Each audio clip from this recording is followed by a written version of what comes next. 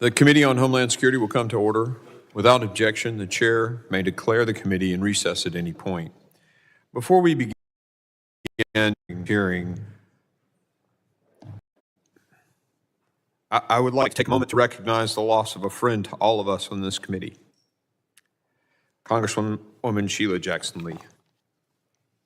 Congresswoman Jackson Lee was a longtime member of this committee who always fought passionately for her constituents and causes that she believed would better the homeland. I would like to yield to the ranking member for his remarks that he'd like to make.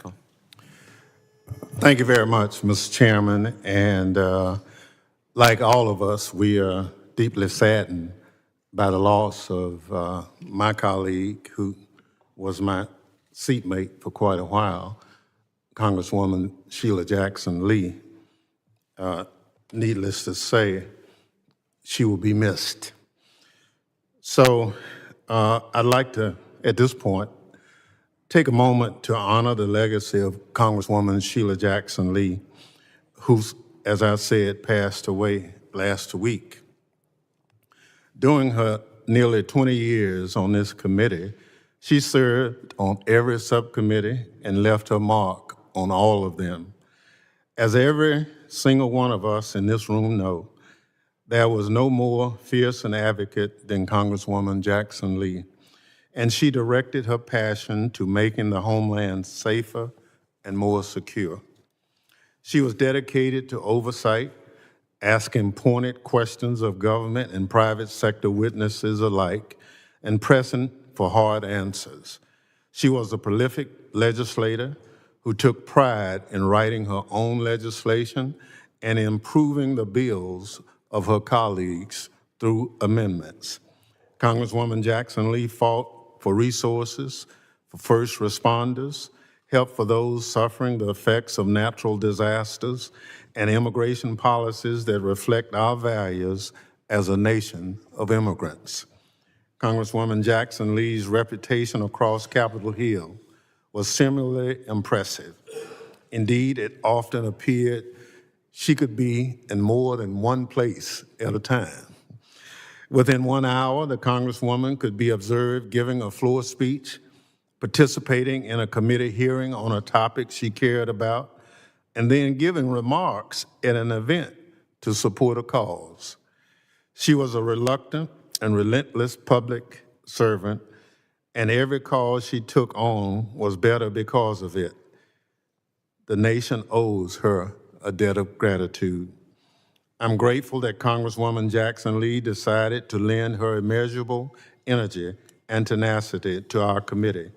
Her absence will be felt just as much as her presence, and we will miss her dearly.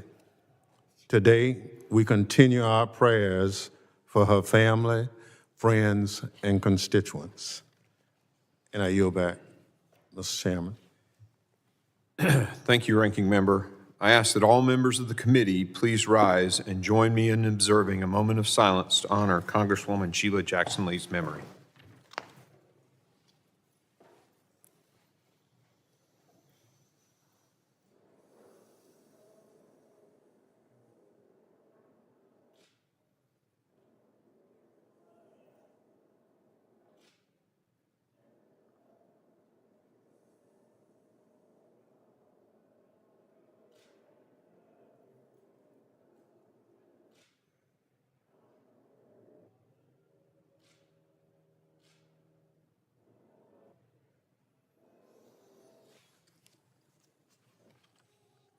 Thank you.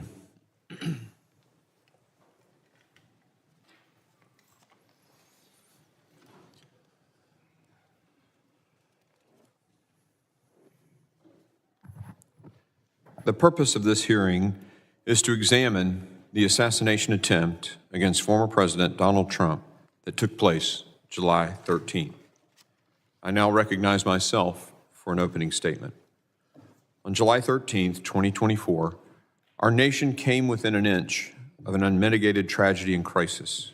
In Butler, Pennsylvania, a 20-year-old gunman mounted a building in plain view of former President Donald J. Trump's campaign rally, took aim, and fired multiple rounds. At exactly the right moment, however, President Trump turned his head to read a chart so that a bullet which would have pierced his skull instead grazed his ear. 3 others sitting behind President Trump on the stage experienced a different fate. 50-year-old Corey Comparator, a father and former fire chief, was struck and killed. As one outlet recently reported, this brave and loving man, quote, spent his final moments diving down in front of his family, protecting them from the gunfire that rang out, end quote. He is survived by his wife and 2 daughters. 2 others, 57-year-old David Dutch and 74-year-old James Copenhaver, were seriously injured. I'd like to pause for a moment of silence in remembrance of Corey and in prayer for the recovery of David and James.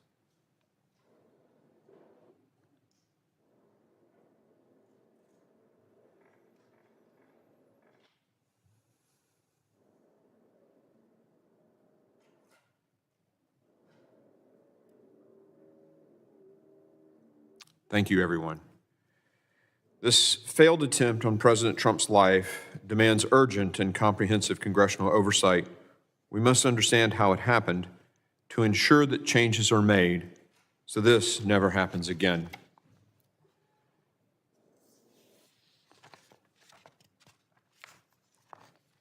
That was a scene last Saturday where thousands of Americans were exercising their constitutional rights until they were viciously attacked. Yet what we saw after those shots rang out should also encourage everyone. We saw a leader under fire rising up to show the attacker had failed. We saw brave Secret Service agents who put their bodies in harm's way. And we see Americans across this nation refuse to let this thwart their participation in our democratic process. At the same time, however, we also witnessed a massive security failure by the Secret Service and the Department of Homeland Security. The closest someone has been to taking the life of a president or presidential candidate since Ronald Reagan was shot in 1981, more than 40 years ago. We must be committed in our determination to ensure that this never happens again. That is why the House Committee on Homeland Security is demanding full transparency and accountability. That's why we made a trip to Butler, Pennsylvania yesterday to see the site for ourselves. I'm grateful to the ranking member and the 11 other members who were able to come yesterday. And I want to share with the American people some of what we saw yesterday. I, for one, was struck by how close the unsecured building from which Thomas Crooks took his shot was to the stage where President Trump was standing. What we saw yesterday only raises more questions about how this roof was unsecured. And after several of our committee members climbed on the roof, let me tell you, any excuse about the roof being too steep to post a counter-sniper team up there is pure nonsense. Protecting the President of the United States and presidential nominees is the Secret Service's mission. There can be no room for mistakes. Unfortunately, that was not the case here. In order to prevent a repeat of this, we must first thoroughly gather and assess the facts. And that's why we're here today. Most importantly, to obtain answers for the American people from officials in the best position to provide those answers. And like tens of millions of Americans, our list of questions is extensive. Why was the rooftop which the shooter fired multiple rounds not secured? Who made the decision not to post a counter-sniper personnel on the roof or in a place better to cover the roof? Were warnings from private citizens in attendance about a shooter on top of the building heard by federal law enforcement? And if so, why was nothing done to respond? How did the shooter access the rooftop despite reported federal and local law enforcement presence in and around the building? Were there communication breakdowns that prevented law enforcement officials from effectively communicating with each other in response to alerts and threats? The shooter was spotted and designated as a suspicious person prior to President Trump taking the stage. Why wasn't President Trump moved to a secure location until the Secret Service could investigate? The shooter visited the rally site multiple times before the actual rally. Reports indicate he even flew a drone on a reconnaissance trip to the rally site on the day of the attack. Why wasn't the site secure? Following the rally, the Secret Service said that reports President Trump's security detail requested additional security resources were false. However, then backtracked and told the Washington Post that the Secret Service had learned new information, indicating the Secret Service headquarters may have in fact denied some requests. Why and when were those requests denied? These are just some of the most pressing questions we have and expected to hear answers from Secretary Mayorkas and Director Wray and Director Cheadle. We also expect to hear answers and questions about the shooter's motivation and what the FBI has found in its investigation, including information collected from the shooter's various devices. Unfortunately and unacceptably, they have refused to appear before the committee today. Director Cheadle testified yesterday before another committee, but many questions remain. Yesterday, she provided wholly unacceptable responses to members of the House Oversight Committee and completely failed to address the lack of confidence both sides of the aisle have in her leadership of the Secret Service. Her appearing before one committee yesterday also does not absolve her of her responsibility before this committee.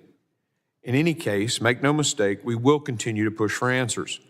While these federal officials refuse to testify today, we're grateful for the opportunity to speak with law enforcement members about the events of that tragic day. Their testimony will be critical to putting together this complicated puzzle, understanding coordination efforts, and getting to the truth about what happened. Before I conclude, however, I have to urge the ranking member to reconsider his legislation that was clearly intended to strip Secret Service protection from President Trump. While I understand the legislation would not have applied in this instance, it was clear to everyone that it was directed toward former president. We all introduced messaging bills. This one should be withdrawn. Today's hearing is critical so we can ensure that our children and grandchildren will grow up in a free nation where every American can participate in the democratic process. I hope every member will join me in getting to the bottom of what happened so that it doesn't happen again. I now recognize the ranking member, the gentleman from Mississippi, Mr. Thompson, for his opening statement. Thank you very much, Mr. Chairman, and good morning to everyone. It's been 10 days since a 20-year-old took his father's AR-15 rifle to a campaign event in Butler, Pennsylvania, shot the former president and two others, and took the life of an innocent bystander who died protecting his family. We're grateful for the brave law enforcement officers who responded to the heinous attack, and our thoughts and prayers continue to be with the victims and their families. Let me be clear at the outset of today's hearing. The Secret Service has a no-fail mission, and there must be answers and accountability for what occurred. The security failures must be identified and addressed to ensure that they never, ever happen again. That work is already well underway. The Federal Bureau of Investigation and the Pennsylvania State Police have active and ongoing criminal investigations. The Secret Service has begun an internal investigation. Secretary of Homeland Security, Alejandro Mayorkas, has announced a bipartisan independent law enforcement review. And later this week, Congress will vote on a resolution to establish a task force on the attempted assassination. This committee also has begun its oversight as well. Yesterday, as the chairman indicated, I joined a bipartisan group of committee members on a visit to the Butler Farm Show grounds. We walked the site where the attack occurred. We saw the layout, buildings, and infrastructure for ourselves. We met with local officials and the county sheriff. Today's hearing is the next step in our oversight, and I hope it will be a productive one in keeping with the seriousness of the issue at hand. We must understand what happened in Butler and take corrective action to ensure the security of every Secret Service protectee. I hope to hear from our witnesses today about how state and local law enforcement work with the Secret Service and other federal agencies at these events and where coordination and communication must be improved. While we can have policy differences as Americans, we must be united in condemning political violence in all its forms. There simply is no place for it in our democracy. The attempted assassination is another tragic example of the threat high-powered weapons like the AR-15 pose to our communities and to police officers trying to keep us safe. These weapons have killed regular Americans from all walks of life: concert goers, church goers, movie goers, grocery shoppers, workers, and yes, even school children. I'm an avid hunter and law-abiding gun owner, but believe strongly that we must do more to keep these weapons off our streets and out of the wrong hands.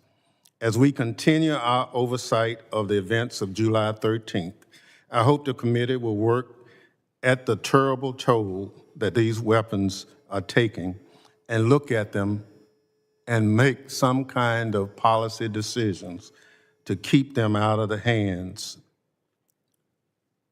of a lot of people who don't deserve them. They are military-style weapons.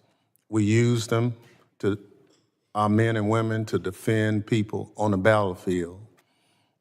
Our neighborhoods and our communities are not battlefields. Mr. Chairman, I thank you for holding this hearing and the witnesses for being here today. With that, I yield back. The gentleman yields. Other members of the committee are reminded that opening statements may be submitted for the record, and without objection, the gentleman from Pennsylvania, Mr. Kelly, is permitted to sit on the dais and ask questions to the witnesses. I will say that votes just got called, and so what we'll do is let our witnesses do each of their 5 minutes, then we'll go into recess and come back with questions following our vote series. Does that sound good to you, Ranking Member? I'm pleased to have an important panel of witnesses before us today. I ask that our witnesses please rise and raise their right hand.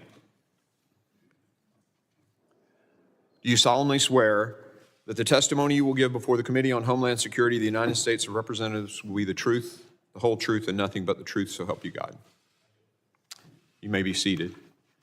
Let the record reflect that the witnesses have answered in the affirmative. I would now like to formally introduce our witnesses. Colonel Christopher Paris serves as the Commissioner for the Pennsylvania State Police.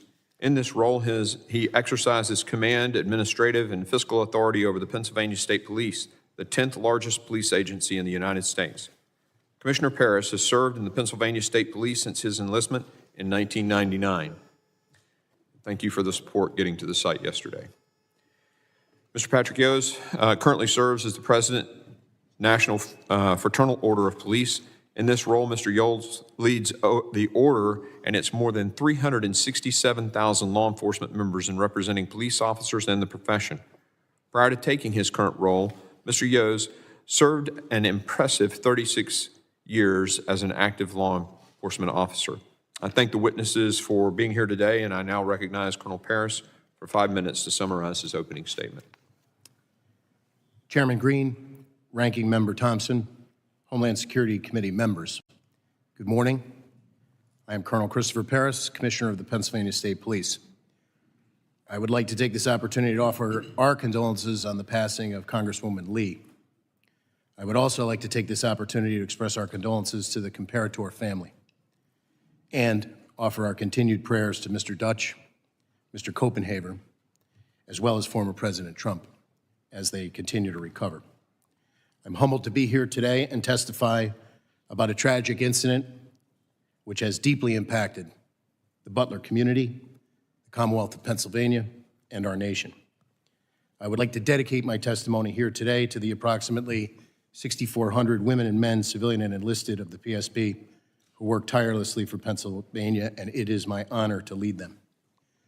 I'd like to offer a perspective that this is very much an ongoing, complex, and dynamic investigation.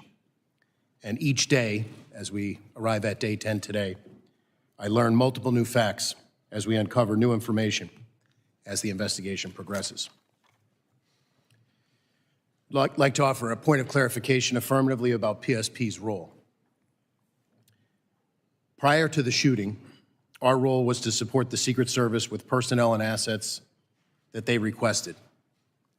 Our operation plan completed to fulfill this responsibility consisted of 32 members, and we had two main responsibilities: a motorcade operation for the transportation with the Secret Service of former President Trump, as well as manning and staffing security posts inside the secure area of the Butler County Farm Show. Additionally, we provided 2 marked cars with uniformed troopers outside of the secure perimeter to provide roving duties, as the name implies, responding to incidents that may occur as a large gathering of people were moving to the venue. After the shooting, very early after the shooting, I had a conversation with the FBI wherein the FBI is the responsible investigating agency for the attempted assassination of a former president under federal law. The same actions that led to that also led to the homicide of 1 Pennsylvanian and the attempted homicide of 2 additional, as well as the use of force by the Secret Service counter-sniper to neutralize the threat of Mr. Crooks, thus necessitating an officer-involved shooting investigation. So the PSP currently is conducting a criminal investigation parallel to and in concert with the FBI to identify any and all parties criminally culpable under Pennsylvania state law for the homicide and for the attempted homicides. And as I said, we are additionally conducting an investigation into the U.S. Secret Service counter-sniper who neutralized the threat posed by Crooks after he opened fire. I've been recently briefed about the Department of Homeland Security's commissioned after-action report. I can tell you that the Pennsylvania State Police will fully cooperate with that investigation, and it's my hope that I can answer some questions here today without sacrificing that ongoing investigation and prove to be of value to the committee. Thank you very much. Thank you, Colonel Paris. I now recognize Mr. Yoes for 5 minutes to summarize his opening statement. Good morning, Chairman Green, Representative Thompson, and distinguished members of the House Committee on Homeland Security. My name is Patrick Yoes, and I'm the National President of the Fraternal Order of Police, the nation's oldest and largest law enforcement labor organization. I'd like to first take this opportunity to recognize a long-term member of Congress and a member of this committee, Sheila Jackson-Lee, for her contribution to great work done here in Washington. I want to thank you for providing me with an opportunity to appear before you today on behalf of the 377,000 members of the Fraternal Order of Police as this committee examines the attempted assassination of former President Donald Trump just 10 days ago. Before I begin my testimony, I want to express my admiration for the Secret Service agents who jumped into action and protected the former president. Rarely does the public witness just how selfless these agents are, placing themselves between flying bullets and their protectee. They, along with state and local law enforcement officers on the scene that day, demonstrated extraordinary courage. I also want to extend my thoughts and prayers to the family of Corey Comparator and the others who were injured that day. My testimony today will not be specific to the attempted assassination of President Trump. Instead, I hope to provide a perspective of state and local law enforcement when providing support and assistance to these events. We must remember that the law enforcement mission is a shared mission, and agencies at every level routinely cooperate and collaborate with one another. Law enforcement in our country is highly decentralized, with more than 90% of services provided by state and local agencies through more than 18,000 different jurisdictions. State and local agencies would not be effective without the support of their federal colleagues, and our federal partners would be unable to perform their functions without the assistance of state and local agencies. Anyone suggesting that the United States Secret Service not rely on state and local agencies at these events is simply uninformed. At these events, local law enforcement works under the direction of the United States Secret Service, which must ensure that all agencies involved at the event have a clear understanding of their roles and responsibility. Law enforcement agencies provide valuable community insight that can be crucial in identifying potential risk and issues. They contribute resources, personnel, and support that augments the capabilities of the U.S. Secret Service to ensure that there's adequate staffing and all contingencies are covered. Local law enforcement should be part of the command post and communications center to facilitate real-time information sharing and rapid response to emerging situations. This collaborative planning process ensures that all potential risks are identified and mitigated, and that local officers are fully integrated into timely and coordinated responses. Our presence is a vital part of the security matrix, but the United States Secret Service ultimately is responsible and is the final arbiter of any security matters affecting their protectee and the public. Clear and constant communication between participating agencies and the United States Secret Service is crucial to ensure the security of the protectee and everyone at the event. All this said, there were critical failures of security at the event in Butler. It is important that we learn from these failures to better provide safety and security for our leaders moving forward, as in public also attending these events. In the coming election, we will have extraordinary challenges placed on our Secret Service as they provide security at sites all across this nation over the next 4.5 months. And I'm confident that state and local law enforcement agencies are well prepared and ready to assist the United States Secret Service in this mission.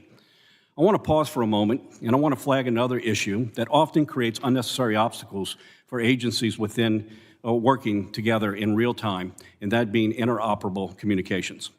In the aftermath of 9/11, Congress wisely established FirstNet to address the voice and data communication failures faced by officers, partners, and first responders.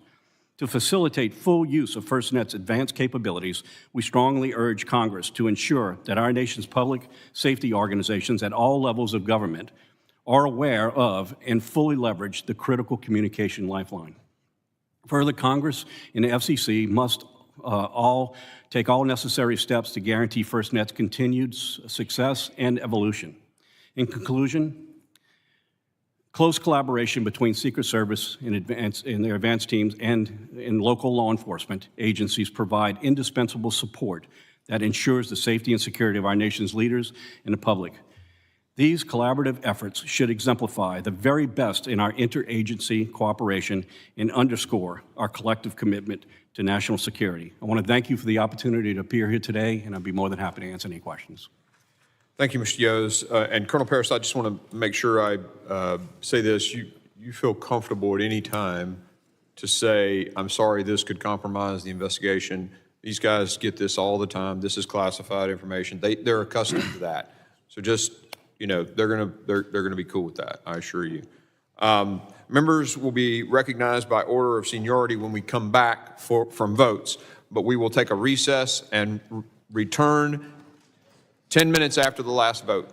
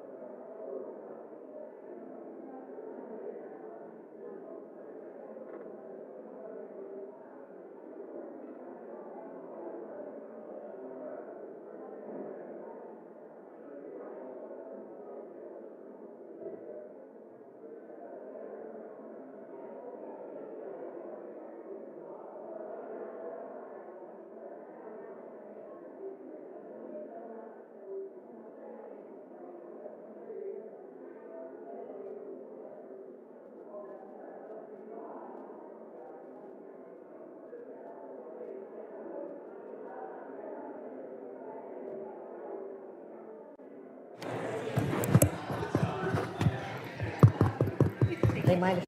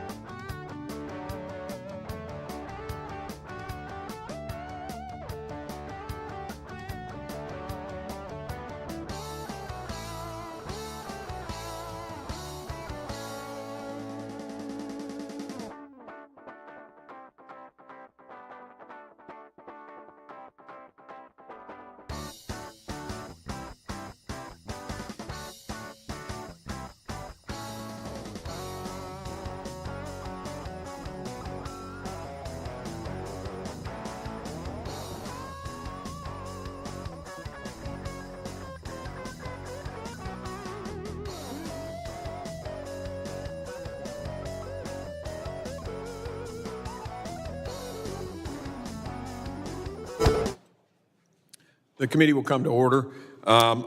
Members will be recognized in order of their seniority for their 5 minutes of questioning. An additional round of questioning may be called after all members have been recognized. I now recognize myself for 5 minutes of questioning. Colonel Paris, typically these events, do they typically have two control rooms or two sort of tactical operations areas where the Secret Service is in their sort of spot and the local law enforcement is in their sort of command center? Is that how it's typically done? I would say from my experience and from state police operations, to include this event as planned in our operations plan, we had integrated communications by having our PSP personnel in the Secret Service command post. So your person was in there, in that command post on this event? Yes, sir.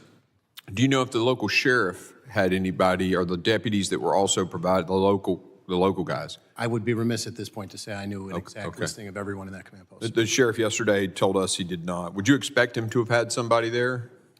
So I would say generally, there's a lot of talk about interoperability and communications. The state police, for example, operate our own statewide radio network.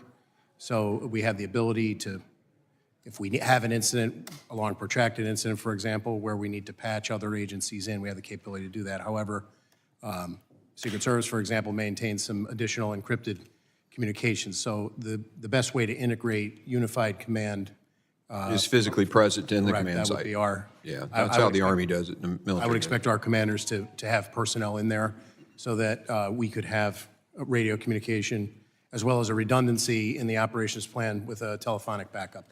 Do you know if in this particular case, I mean, normally they sweep these sites with dogs. Was a K-9 team used here for this event?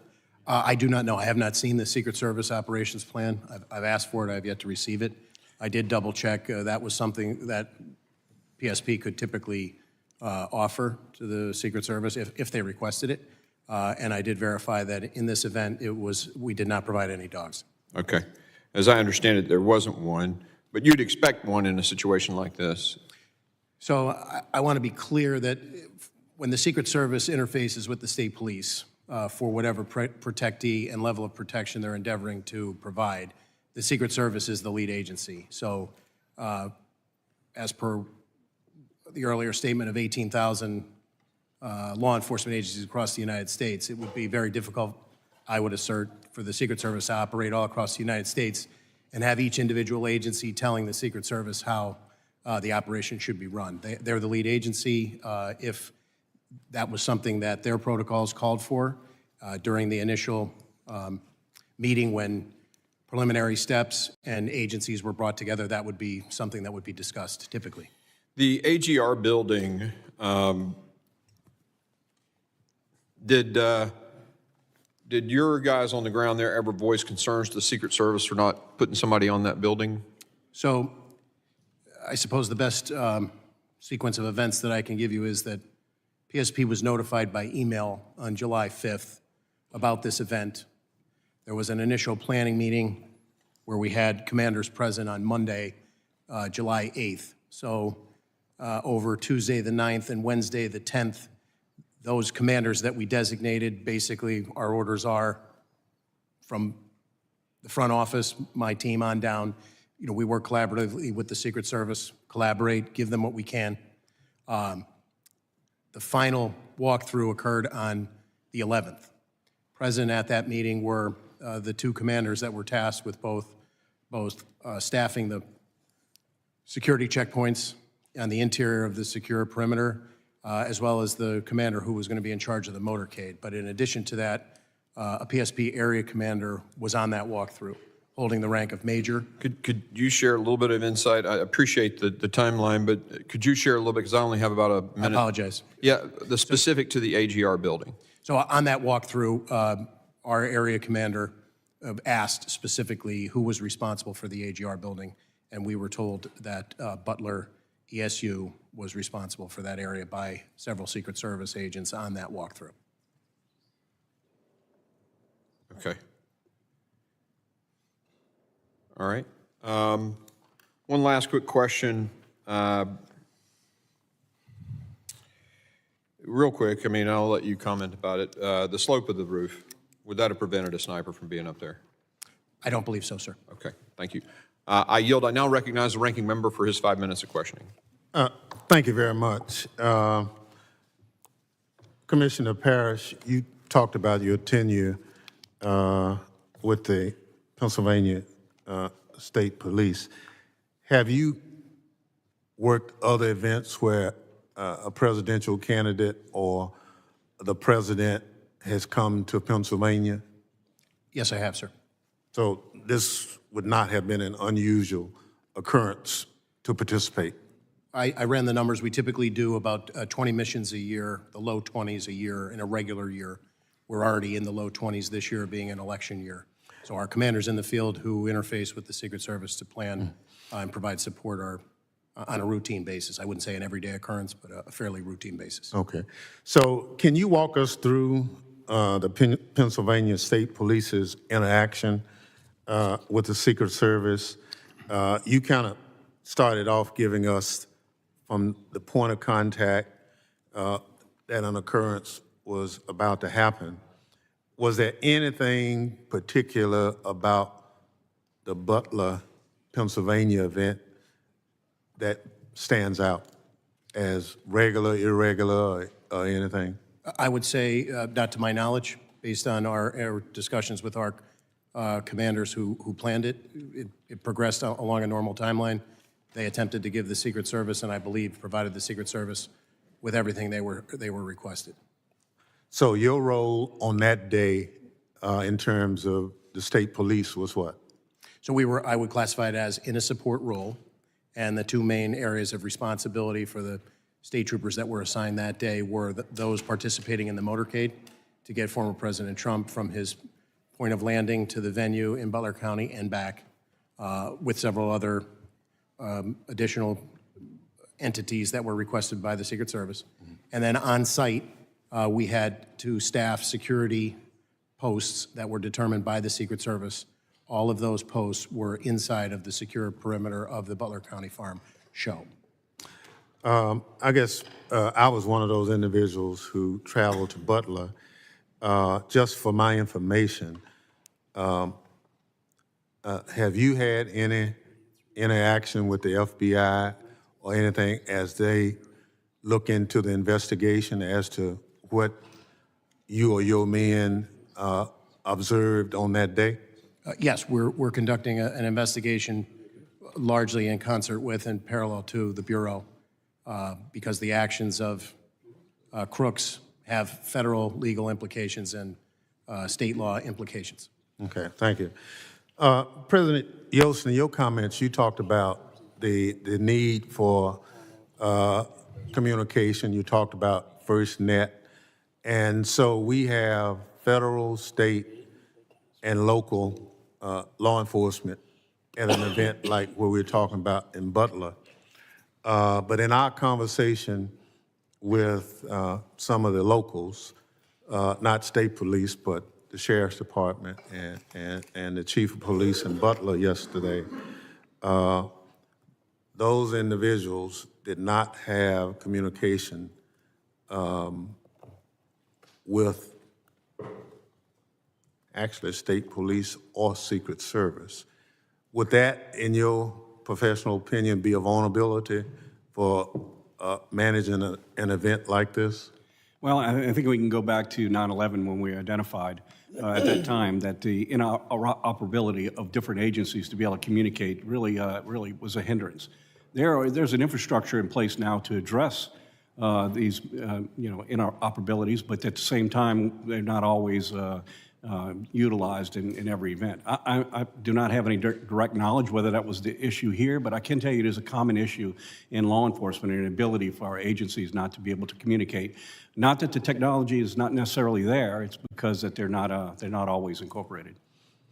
Yeah, you know, we passed legislation mandating obviously FirstNet interoperability, and we tied funding to make sure that that happens. But here we are looking at this situation, and we picked up some valuable information that we're still not where we need to be on that. I would think that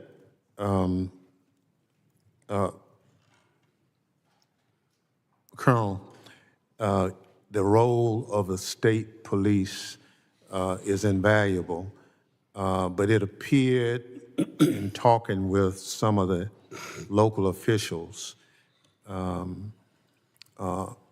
as you say, it's just, you're not primary, you're kind of secondary in that role, that we need to somehow, as a committee, look at how do we enhance the overall mission so that we have no gaps. So I look forward to the work of this committee, identifying the gaps, look at the after-action review to close those gaps. So just to tell you one, Butler, Pennsylvania has no permitting process for events of that size. So you can announce it and hold it, and local government doesn't really have anything to do with it. And we were assured by local government that they would try to fix that. That they said we have to be more involved in events of this size so that if this was not the best venue, then that permitting could have gotten engaged and suggested an alternate venue, those kind of things. So thank you very much. I yield back. The gentleman yields. I now recognize Chairman McCall for 5 minutes of questioning. Thank you, Mr. Chairman. And I want to thank you for the site visit that we had at Butler, Pennsylvania yesterday. It was very eye-opening, educational. I agree with the ranking member's comments in terms of, after 9/11, after 9/11, connecting the dots and federal, state, and local working together was the answer. I led a joint terrorism task force when I worked at the Department of Justice, and I also was involved in national security events, so I kind of know how these things operate. My question is to Colonel Paris. It's standard practice that the lead federal agency will come in and meet with the state and locals regarding the security plan before the event, prior to the event. Sir, did you participate or did your department participate in that? So I did not participate. As I stated earlier, there were two commanders dedicated to those two primary roles, the motorcade and the staffing of the posts on site within the secure perimeter, as well as a state police area commander. So just as a way of background, our area commander that covers multiple troops in that area of the state, out of nearly 5,000 troopers, there are only 4 area commanders. So that major was present for the walkthrough on the 11th. And were your troopers assigned inside the perimeter or outside?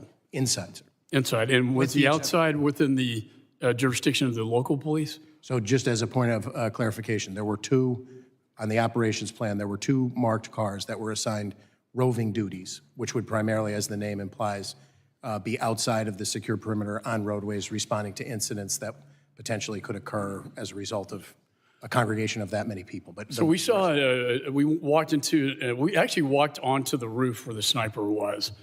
A clear, eyes-on, clear shot of the president. A tree blocked the Secret Service's view. This kid did some investigation. He had a drone out there days prior, got an aerial surveillance of the premises. And that position was probably the best position outside the perimeter as far as I could tell. There was also a water tower. That would have been a perfect spot for Secret Service. Were you aware of any presence of Secret Service in this water tower? I was not. And you're aware of what I'm talking about? I am familiar. I physically flew out there on Saturday the 13th. It was still very much an active crime scene, so I did not walk the roofs, but I did. On the adjacent building, we got a tour of that as well, where I believe the local police were positioned. There were 3 windows. The first one had a plain view of where the sniper would be. However, they were stationed in the second and third windows. Are you familiar with this at all? I am not, from the standpoint that I have not seen the Secret Service's operations plan, and our deference would be to them to assign Butler ESU Right. according And to. they were apparently local counter snipers Do you know if they should have been assigned to the rooftop? I would defer to there are many ways that you can cover. Obviously, positioning people on the rooftop would be one of those. No, but going to the actual site, way too close. He should never have been allowed to get on top of that building. And I don't know how, and I know he was on your radar inside the perimeter. You seem to have lost him, and somehow he finds his way up to the rooftop unimpeded until a local law enforcement officer crawls on top of the roof and looks at him, and he points his AR-15 at him. My question to you is, what was the communication like that day? Typically, Secret Service has one channel for them, the other channel for state and locals. Was there any communication to identify, hey, this is not a local police officer, this is in fact an unidentified individual on the rooftop? Was that communicated to the Secret Service? So my belief, as I sit here today, is that we did have integrated communications from members that were inside of the Secret Service command post. Completely deferential to the ongoing nature of the investigation. I have an understanding of a sequence of events, but I would like to draw a distinction between a sequence of events, meaning... So my theory is that they thought maybe he was an officer, but then they find out he's not. The thing I find interesting is that the counter-sniper Secret Service, within seconds of the shots on the president, kills the suspect. That tells me he had him in his sights. Maybe he was not aware of who the individual was not identified. But I know within seconds after the shots were fired at the president, the threat was eliminated. Lastly, I just want to end with this. This was actually astonishing, and I want to get your confirmation. He had a detonation device with him, and 2 of his bombs were located in his car that was parked on the other side of the perimeter. Seems to me a good theory would be that he was going to kill the president and then detonate his car, causing a diversion, and then escape from the crime scene. Are you aware of any of this? I am aware of the presence of the device on his person. We were aware of that very early on, and that was a serious tactical consideration in the hours in the immediate aftermath as we worked that crime scene. But to your point about his ultimate theory or what his ultimate motivation was, that remains under investigation. And he had a rangefinder on him as well. That's a big red flag. I yield back. Gentleman yields. I now recognize the gentleman from California, Mr. Swalwell, for 5 minutes of questioning. Violence has never been the answer. And I thank both of you for your service in law enforcement and testifying today. Violence has never been the answer. Not on a certain day in January and not on a day in July. I remember I was 12 years old, and my dad, I was on the way to school on a cold day in January, and my dad, who was a cop, stopped me as I was about to leave, and he wanted me to watch the television. His guy had just lost a presidential election, and some young kid from Arkansas was about to be sworn in as the new president of the United States. My dad was burned. He really liked George Bush. He did not like Bill Clinton. But he told me to stop and watch the television coverage of the inauguration because he said, look at that, son. He said, that's what makes us so special. My guy lost, this guy's getting sworn in, and not a shot has been fired. That's what makes us different. Violence has never been the answer. It's despicable that somebody thought they could take a shot at the former president and change the course of history. We don't know much about the political beliefs of this individual.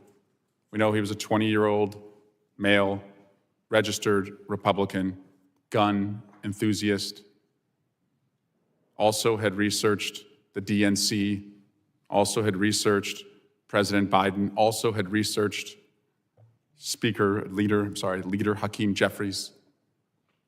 We don't know what led this madman to try and kill the former president. But it's despicable.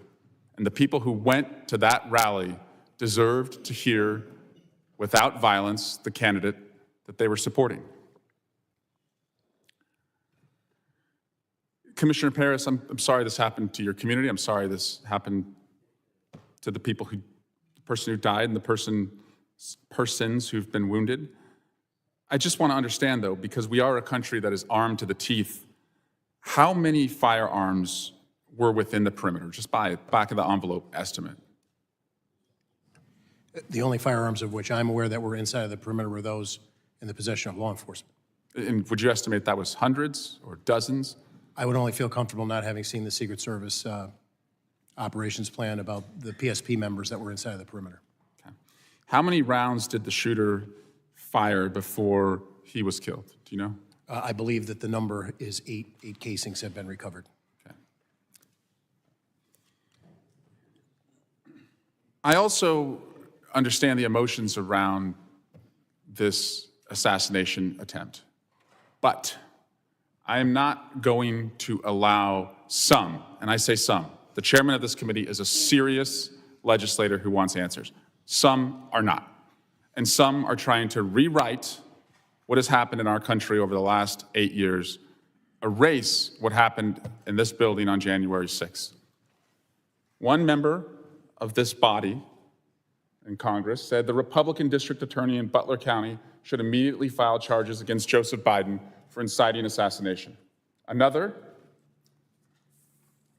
said Congressman Scalise, Justice Kavanaugh, and now President Trump, for years, Democrats and their allies have recklessly stoked fears, calling President Trump and others threats to democracies. Another said Democrats and liberals in the media have called Trump a fascist. They've compared him to Hitler.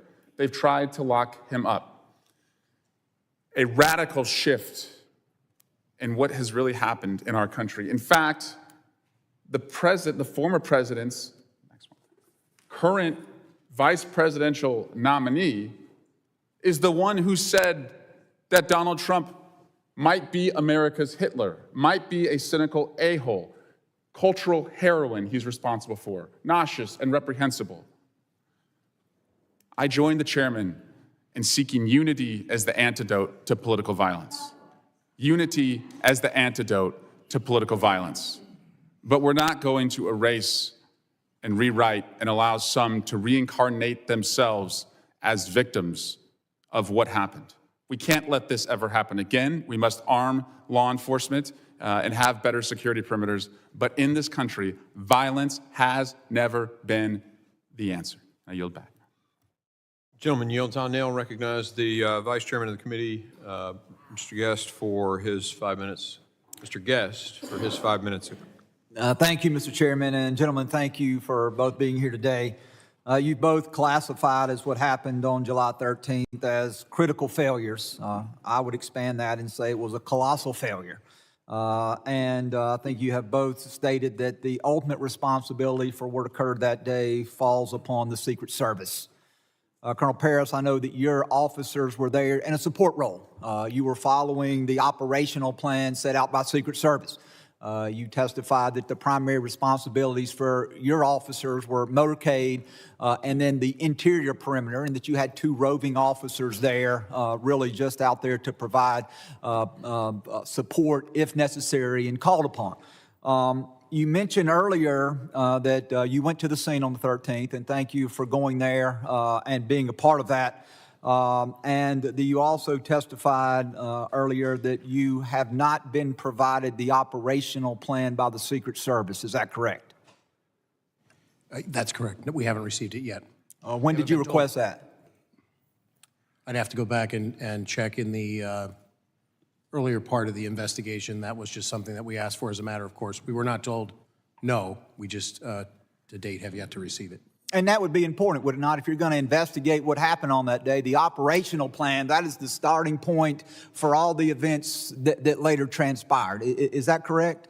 Well, I don't want to overstate the role of the state police here is to investigate the 3 Pennsylvanians that were shot and the use of force by the Secret Service counter-sniper. To the extent that we need to know the sequence of events leading up to that, we obviously would like to know as much as we can, but it's not our role to do an after-action report on the secret. Well, but all the shootings occurred simultaneously. The same shot that struck President Trump, one of those shots killed one of your fellow citizens, and two others were injured. And so you can't separate the two. This is one investigation into a shooting that occurred in which one of your citizens were killed, two more were fatally injured, in which the president himself was struck. And so the fact that the Secret Service is stonewalling your investigation, that they're not providing you this information. We saw the testimony yesterday from the Secret Service director where she refused to answer questions and has now resigned. I find that to be especially troubling. We have the Secret Service not wanting to cooperate with Congress, not wanting to cooperate with a fellow law enforcement agency, and I personally find that troubling. As we look, and as you are aware from speaking to your officers that were there physically on the scene that day, did Secret Service, did they have any drones in the air so that they could have an eye in the sky and see what was happening to your knowledge? To my knowledge, I'm not aware that they were using drones, but that And I haven't seen the operations. does your agency have drones? We do maintain some drones. So if Secret Service would have requested your agency to fly drones that day, you would have been able to do so. Is that correct? We would have endeavored to try to honor that request. Yes, sir. And you testify that you've been to the scene of the shooting. Did you see the water tower that's located approximately 100 yards from the building where the shooter fired those shots? I did see it, sir. And would it have been possible to have put an officer, and again, that's not your responsibility to do that, that's the Secret Service's, but would it been possible to put an officer there looking down on the scene of the rally and the building where the shooter occurred? Would that have been something that would have been possible to do? Presuming that there's a way to access the water tower. I didn't walk over. I was probably several hundred yards away, so I can't say that I could. And if you had an officer up there, that would have provided you a strategic viewpoint of the events that were transpiring below, correct? I would agree. Tactics, height gives a tactical advantage. Yes, sir. And then I want to ask you also about the roof where the shooter was located. You said you didn't go on the roof, but you viewed the roof. Is that correct? Yes, sir. The Secret Service director, prior to her resignation, said that she did not put anybody on the roof because it had a sloped roof that would have created a safety concern. I was in Butler, Pennsylvania yesterday with many members of this committee. My fellow member, Carlos Jimenez, who is 70 years old, and I guess he doesn't mind me saying that since he has put that information out there. There's video of him easily traversing the roof, walking across the roof, and even though he is some 50 years older than the shooter. And so my question is, do you agree with the assessment of the former Secret Service director that the roof was so sloped that it created safety concerns? I can't agree with that statement, sir. All right, thank you very much. I'm out of time and I yield back. Gentleman yields. I now recognize Mr. Correa for 5 minutes of questioning. Thank you, Mr. Chairman, and I want to thank you and the ranking member for putting together the trip to Butler yesterday. Good, eye-opening trip. And Colonel Paris, thank you for hosting us out there. I certainly hope that the Secret Service does cooperate with us in our investigation as to what went wrong. Secret Service has to be 100% correct all the time. There's small force, 2,300 plus maybe 1,300. So you local, state, local police officers are the force multiplier. And to hear you say that miscommunication was an element here is unacceptable. We talked earlier to the fact that FirstNet was put together post 9/11. It's a little bit over 20 years ago. And to hear that we still don't have the technology for people on the ground to talk with each other is of concern. It's even of greater concern to me when I was taking a tour of that farm in Butler, Pennsylvania yesterday. I had local law enforcement officers, local electeds coming to me, whispering to me, there's more here to the story. We need to talk about what actually happened. To have people that were on the ground there concerned afraid of stepping forward is unacceptable. To tell us of other failures that maybe this committee does not know about yet, that were part of what happened in Butler, Pennsylvania, is unacceptable. I asked one of the officers, safety officers, could you talk to the Secret Service? Said, no, we can't communicate. Took us 15 minutes to communicate with them. Local elected official who said, I have other stories that I need to talk to you about when you have a moment. Ladies and gentlemen, we're 4.5 months away from this election. Pennsylvania is a battleground state. You will have these kinds of events again. And to know that we don't have the facts, let alone execute a plan to fix the holes, is unacceptable to our democracy and to our country. We can talk about the facts. The facts are a lot of things went wrong. Let's talk about how to fix it. Fix it now. I think we start with accepting the fact that things went wrong and that we need more resources. Colonel Paris, your volunteers, your officers that you put on the line to help the Secret Service, are they actually compensated somewhere for their overtime, their extra time they're out there? They're in a paid status, yes. They're not, we assign them to those duties, and if they incur overtime as a result of the contract, the contractual bargaining agreement, we pay them. So let me ask you something in the minute and a half I have left. One of the local officers there, after we spoke a while, I said, well, let me summarize what you just told me. You're asking me who's in charge. And he asked me, yeah, I want to know who's in charge. I said, well, let's talk some more. And he said, Lou, we don't know if it's the campaign or the Secret Service that's in charge here.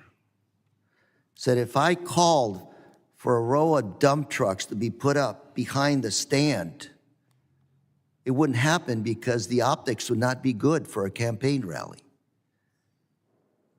I want to know who's in charge protecting our national candidates. And Mr. Chairman, I'd like to see if we can ask those tough questions. This is not a Democrat or Republican issue. This is about trying to come up with some rules, protocol to make sure this does not happen again. After the events, we can sit here, we can point fingers at each other and talk about partisanship. It's not going to fix our democracy or electoral system. Mr. Chairman, I do hope we go back and talk to a lot of those folks who are not here today, who wanted to talk, who weren't invited, and a lot of people, even if we invite them, are not going to talk. Because frankly speaking, they want to keep their heads down as the shooting continues. Thank you, Mr. Chairman, and I yield.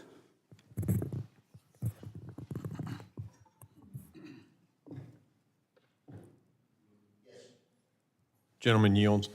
I now recognize Mr. Bishop for 5 minutes of. Thank you, Mr. Chairman. Colonel Paris, are you aware whether any law enforcement officer or officers was or were posted in the second floor window of the AGR building? I am aware, yes, sir. And what is the answer? To my knowledge, there were 2 posted there from Butler ESU. And you said Butler ESU. What does the acronym ESU stand for? Emergency Services Unit. It's a team that's comprised of multiple agencies that pool resources on a county or several county basis in order to enhance capabilities and training and be able to respond. Basically, a mutual aid agreement is my understanding of it. Is it sort of like a SWAT team? They are trained in SWAT tactics, to my knowledge. So yes. how many ESU officers were posted to that second floor window? So I am aware that 2 were in the building, but again, I have not seen the Secret Service operations plan. Do you know, well, you say in the building. Were they in a window, where a window out onto the scene? From briefings that I have been given, I was told they were in a window, yes, sir. Did they remain on post? I was told that at a certain point, they began searching along with other local officers in the immediacy before after Crooks had been identified as suspicious by them. By them? My understanding is that they identified Crooks for not matriculating. He never, to my knowledge, Crooks never made it through the secure perimeter into the venue space itself. He was identified by those members as suspicious in part because of that. And then at some point, he produced the rangefinder, which heightened that suspicion. So Representative Crane took a video on site yesterday. I'd like staff to put that up. It's just very short. There's a few seconds. They can do that.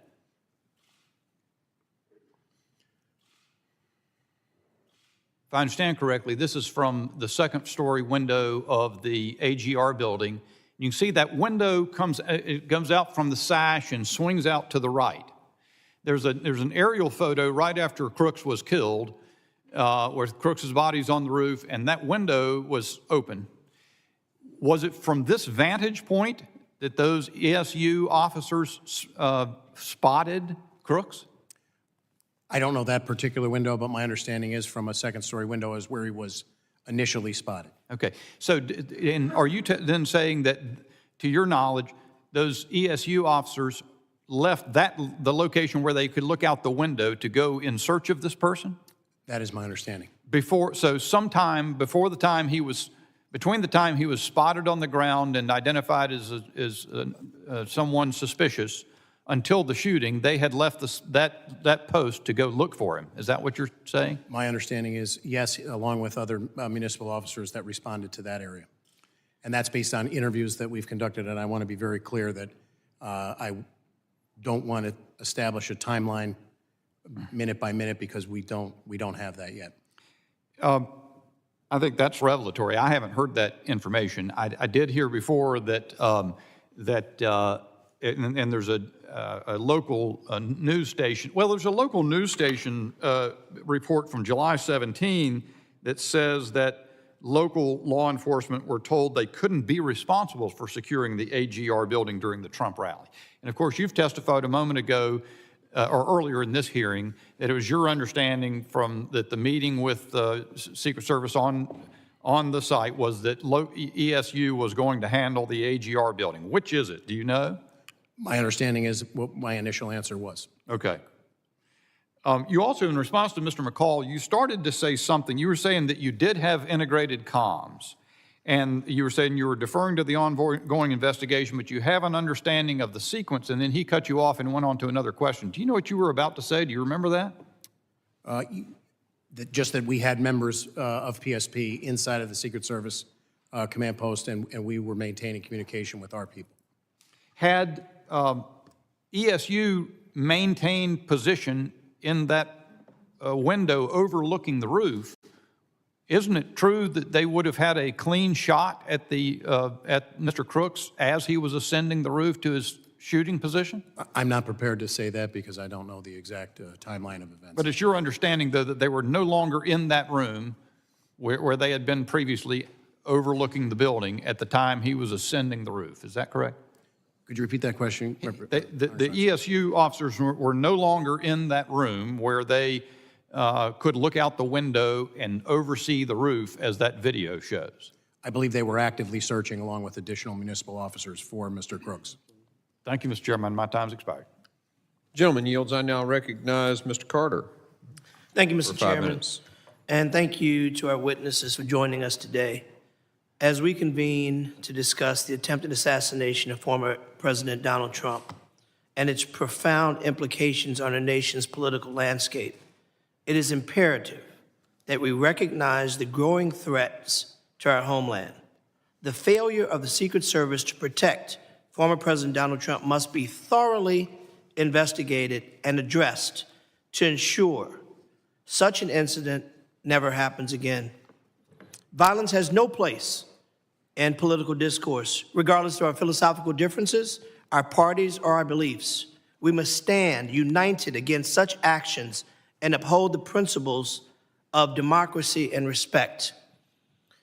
What happened on that day was an incredible breach, a threat to our nation because one of our leaders were placed in harm's way. Secret Service has a principal role, and that is to provide protection for our party leaders, whether they're Republican, Democrat, or other, whether they are someone that we agree with or someone we disagree with. It's not a luxury. It's a necessity. It's an imperative. And while we all have lots of questions, it appears abundantly clear that the two of you, and while we appreciate you being here, own no responsibility to the breach. And I respect the fact that the questions that are coming to you are very difficult for you to answer because you have limited facts. But I do appreciate your presence. I appreciate your leadership. I appreciate what you do. And for all the men and women in uniform, we thank you for putting your lives on the line to protect us. I will ask this general question. If you were in charge, can you say what you might have done differently?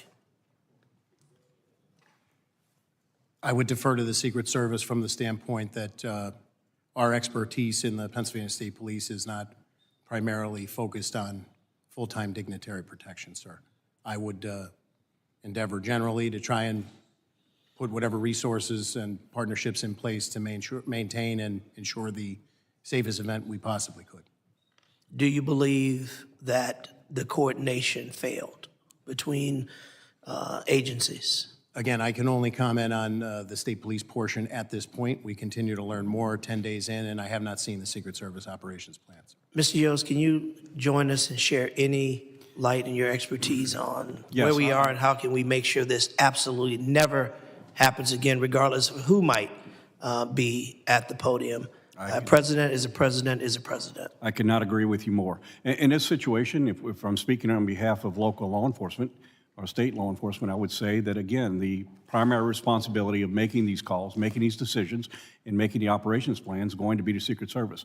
As I mentioned earlier, there are some 19,000 agencies across this country. It would be impossible to have any continuity or any consistency with what we do in protecting, our leaders. So Secret Service would have to play a huge role in this part. If you're asking me personally what I would have done different, well, obviously I look at an assessment of the situation and look at all of the elevated positions that were in place. They should have been part of a contained area. But that's just my own personal view of not seeing news reports and not physically being on site.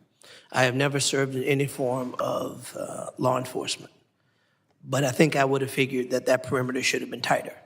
I think I could have figured out that there's no way that that building where the shooter sat, laid, and aimed should not have had snipers on top of it as well, negating any opportunity for a shooter to be there. Notwithstanding that there should have been a sweep of the area, we should have had our people on that building as a point of view for a former president.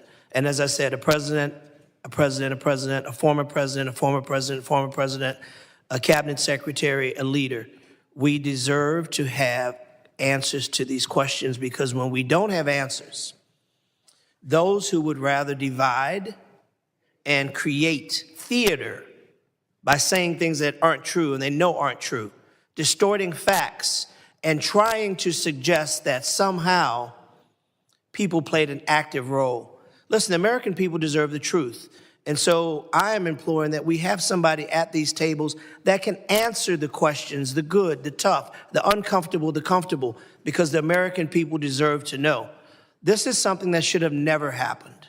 And we as a committee, in a most bipartisan fashion, should stand together to make sure that we send a message always, that we will always protect our leaders, whether we agree with them or not. Mr. Chairman, I yield. The gentleman yields. I now recognize the gentleman from Florida, Mr. Jimenez, for 5 minutes of questioning. Thank you, Mr. Chairman. Colonel Paris, you said that United States Secret Service, Penn State Police was there, Butler ESU was there. Any other law enforcement agency there? According to the operations plan that PSP put together, there were elements from Butler County Sheriff. Deputy sheriffs were on some of those interior posts, and thus they were on our... I just need the answer. I apologize. There are the additional ones that I could name would be Butler County Sheriffs were in our operations plan. Pittsburgh City Police provided assets to the motorcade, and I believe Allegheny County Police also. You said that you were in the Incident Command Center, that your agency was in the Incident Command Center with the Secret Service. Yes, sir. Were all the other agencies in that command center? I believe that some of those agencies were represented, but I can't definitively tell you. We need to find the answer to that. It was Butler ESU in that command center? I was told at one point that there was a representative in there. How long and over what period, I'm not sure. I'm aware of 3. So the agency that's in charge of the outside perimeter, actually the agency in charge of the greatest threat, because when you stand at the podium, and I stood there, and when you look, all you had to do is look around. There's the greatest threat right there. It's 100 yards away. It's elevated, direct line of fire to the president. I stood on that roof. No problem standing on that roof. And yes, I am 70 years old. Okay. Very youthful. So the timeline is very important here. If, in fact, they thought that Mr. Brooks was so suspicious that they actually pulled the ESU counter snipers away, because there were counter snipers, what I understand, in that window, a way to look for him. And from what I understand the timeline, it's about 20 minutes before the president came out. Was that information relayed to the Secret Service, that they were looking for a suspicious individual and that people had been pulled away to look for that suspicious individual? Was that relayed to the Secret Service? I believe that it was. And was that relayed to the Secret Service, the team that surrounds the president himself? I can't answer that. Well, if it wasn't, that's another big mess up. And I can tell you, this is just one of a bunch of mess ups that I've seen. One of them, question that I have is, why in the world was that team from ESU in the building to begin with? Why weren't they on a rooftop? And it was a hot day, right? And so that's another question that I'm going to, why were you assigned inside a building when you have a little window, it's like this big, right? And your line of sight out of that window, unless you stick your head out of the window, is pretty limited, your view. So why were you inside and not outside? Who said for them to be inside and not outside? What did the Secret Service tell you were inside the perimeter, right? Yes. For the most part, you were inside the perimeter. Me personally, or the... No, I'm saying your agency was inside the perimeter. But actually the biggest threat was outside the perimeter. And so who developed a plan to protect the outside of the perimeter? There's only one agency. That's the United States Secret Service. Because you really can't ask the local agency to do that because they're not in the business of dignitary protection. They don't do it all the time. You don't do it all the time. They do it all the time. So, Mr. Chairman, we're going to need those other agencies to come in. We need a timeline. Who said what to who, and what the action that was taken.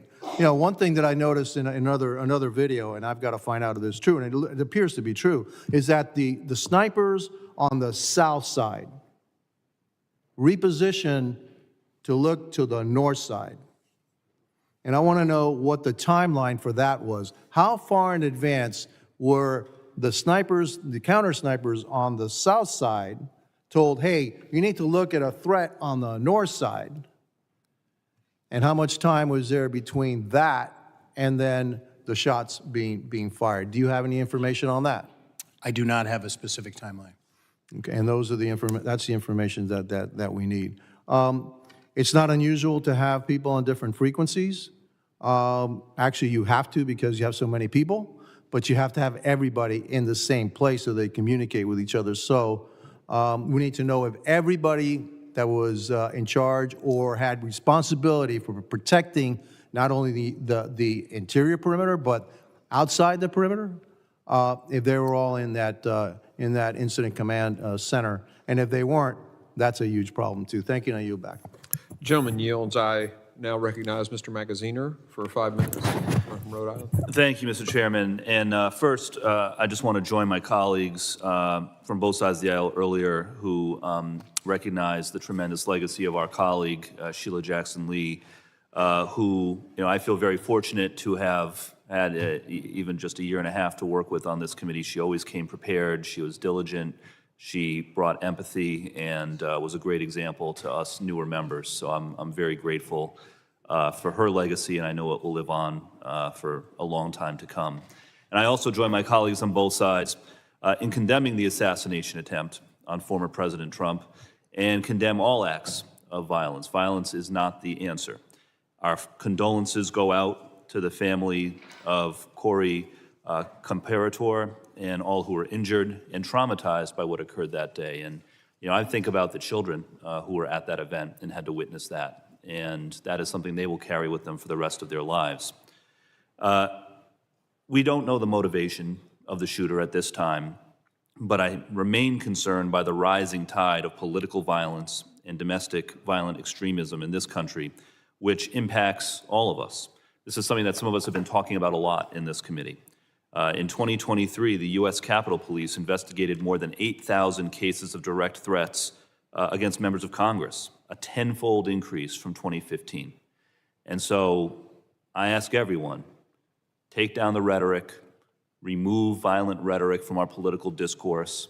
Remember, as President Lincoln said, that we are not enemies but friends, and we have to appeal to the better angels of our nature.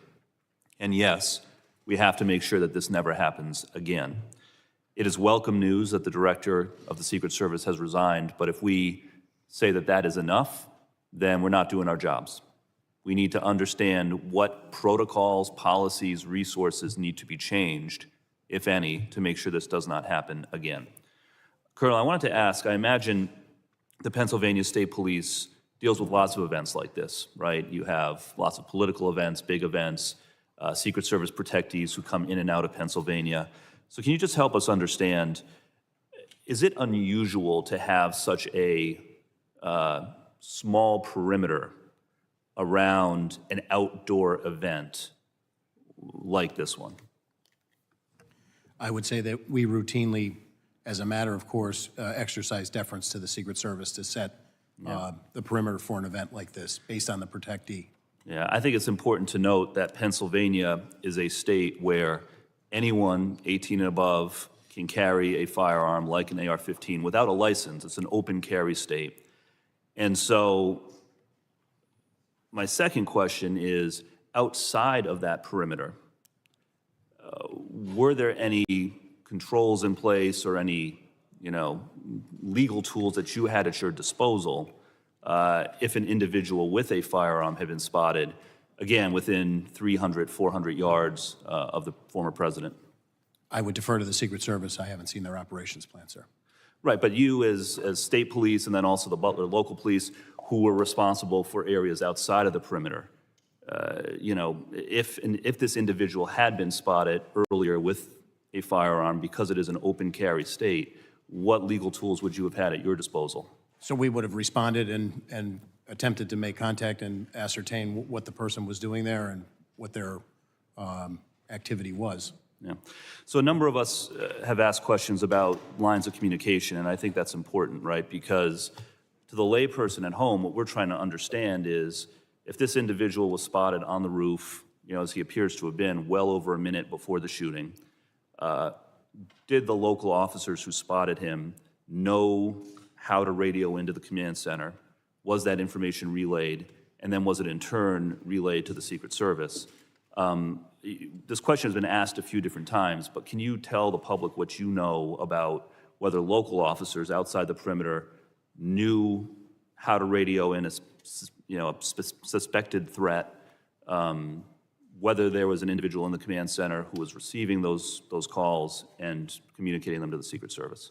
So I do know that Butler County set up a command post on the site itself, along with the Secret Service's command post, but they were not located in the same building. The exact communication between municipal officers and that command post or the county dispatch that they would rely on. The state police have our own statewide dispatching. We can communicate with the dispatching centers telephonically and through electronic means, but we maintain separate dispatching systems, so I would defer to... So the locals were not included in the Secret Service command center The state police was or was not? The PSP, I can assure you the PSP was in there. Yeah. Additional people, I was briefed on one occasion that there was a representative from Butler ESU that was in there. When they were in there and the length is not really a focus at this point of our investigation into the homicide and the attempted 2 homicides, as well as the officer-involved shooting. So that sequence of events has come up pursuant to us investigating that, but I am very remiss to give you a minute-by-minute timeline and what the communications were. Thank you. I yield back. Gentleman yields. I now recognize Mr. Pfluger for 5 minutes of questioning. Thank you, Mr. Chairman. My deepest sympathies to the family of Sheila Jackson Lee. We worked very closely together on many things, and she was an excellent member of this committee.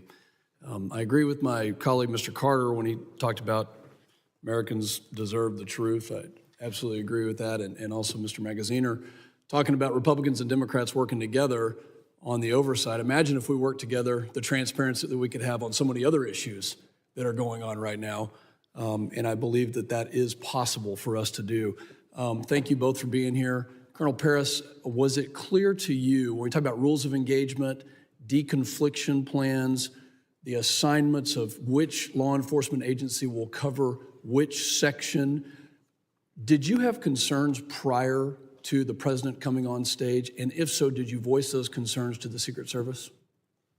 So just to be clear, I was not present at the venue on July 13th. But in the planning and the lead-up, Planning, my default position would be that our commanders are aware of what their responsibilities are within a unified command structure reporting to the Secret Service. and do you believe that it was absolutely clear that there were 0 questions of who was supposed to cover what areas of the venue?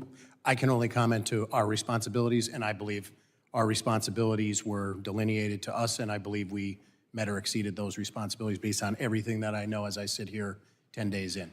I think there's still a lot of questions regarding the plan, you know. Agreed. And this is always, in any sort of protection assignment, that's always the hardest thing. Who are friendly assets? Who could be a vulnerable hostile actor? Who displays hostile intent, hostile act? I think it's clear there was a failure, and we definitely want to get to the bottom of it. President Yoes, do you get the impression that Secret Service, at any point in the run-up to this or other events, has been stretched thin when it comes to just the work hours that they are putting in, the resources that they have? Was that communicated in any way? Well, I can't speak directly to that. I can tell you that law enforcement across this country is stretched thin, just simply due to the inability to be able to attract the best and the brightest at any levels in order to maintain the staffing levels we need. So if that is the case, and we're not meeting those levels in Secret Service because of our inability to be able to recruit, then we need to address that. Or if it's the alignment of assets and the assignment of individuals, then that in itself is something as well, and something I'm not in a position to be able to speak about, other than to recognize that there's 2 huge factors here that need to be addressed. Well, it's clear that that's the case, and God bless both of you for what you do, for the hours that you put in to protect our communities, and we can't do it without you, and we need you, and we will continue to advocate for you. I want to talk about now, that leads me into this next question. There's a piece of legislation, H.R. 8081, called the Disgraced Act. It says, denying infinite security and government resources allocated towards convicted and extremely dishonorable former protectees act, which is a whole mouthful of basically taking details away from people that could include those who are convicted. Talk to me about the impact if former President Trump didn't have a protective detail of U.S. Secret Service there. Talk to me about the impact on state and local partners to protect them in any of the communities that you represent. And by the way, he also was responsible for taking out al-Baghdadi, Abu Bakr al-Baghdadi, and Qasem Soleimani, and the Iranian government wants to do harm to him and other people like him. So what's the impact if you don't have Secret Service help? More than happy to yield. So I think, we're trying not to become very political in this. I think we have a president of the United States who has, by simple virtue of his position, having served as president, that deserves a certain protection. because of his service to the country. So the rest of these things are all things that are not for me to decide, other than to tell you that I think we have a responsibility to our leaders. This is not political. That's not political. He deserves protection. You're absolutely agree. right. I agree. Colonel Paris? I would just echo that my understanding is it's a federal statute that creates the Secret Service and tasks them with those responsibilities. So to contemplate a different paradigm, I would reflect back to the legislature to contemplate If something. he was denied a protective detail in Pennsylvania this past week, the weekend prior, what would that have done to your local resources to protect him adequately? I think the removal of any resource inherently makes the burden on the surrounding resources that would have been committed somewhat additional. Thank you. Mr. Chairman, I yield back. Gentleman yields. Point of order. Point of order. Gentleman's recognized. So I appreciate the gentleman's questions, but let me put it another way to the witnesses. The reference legislation. Mr.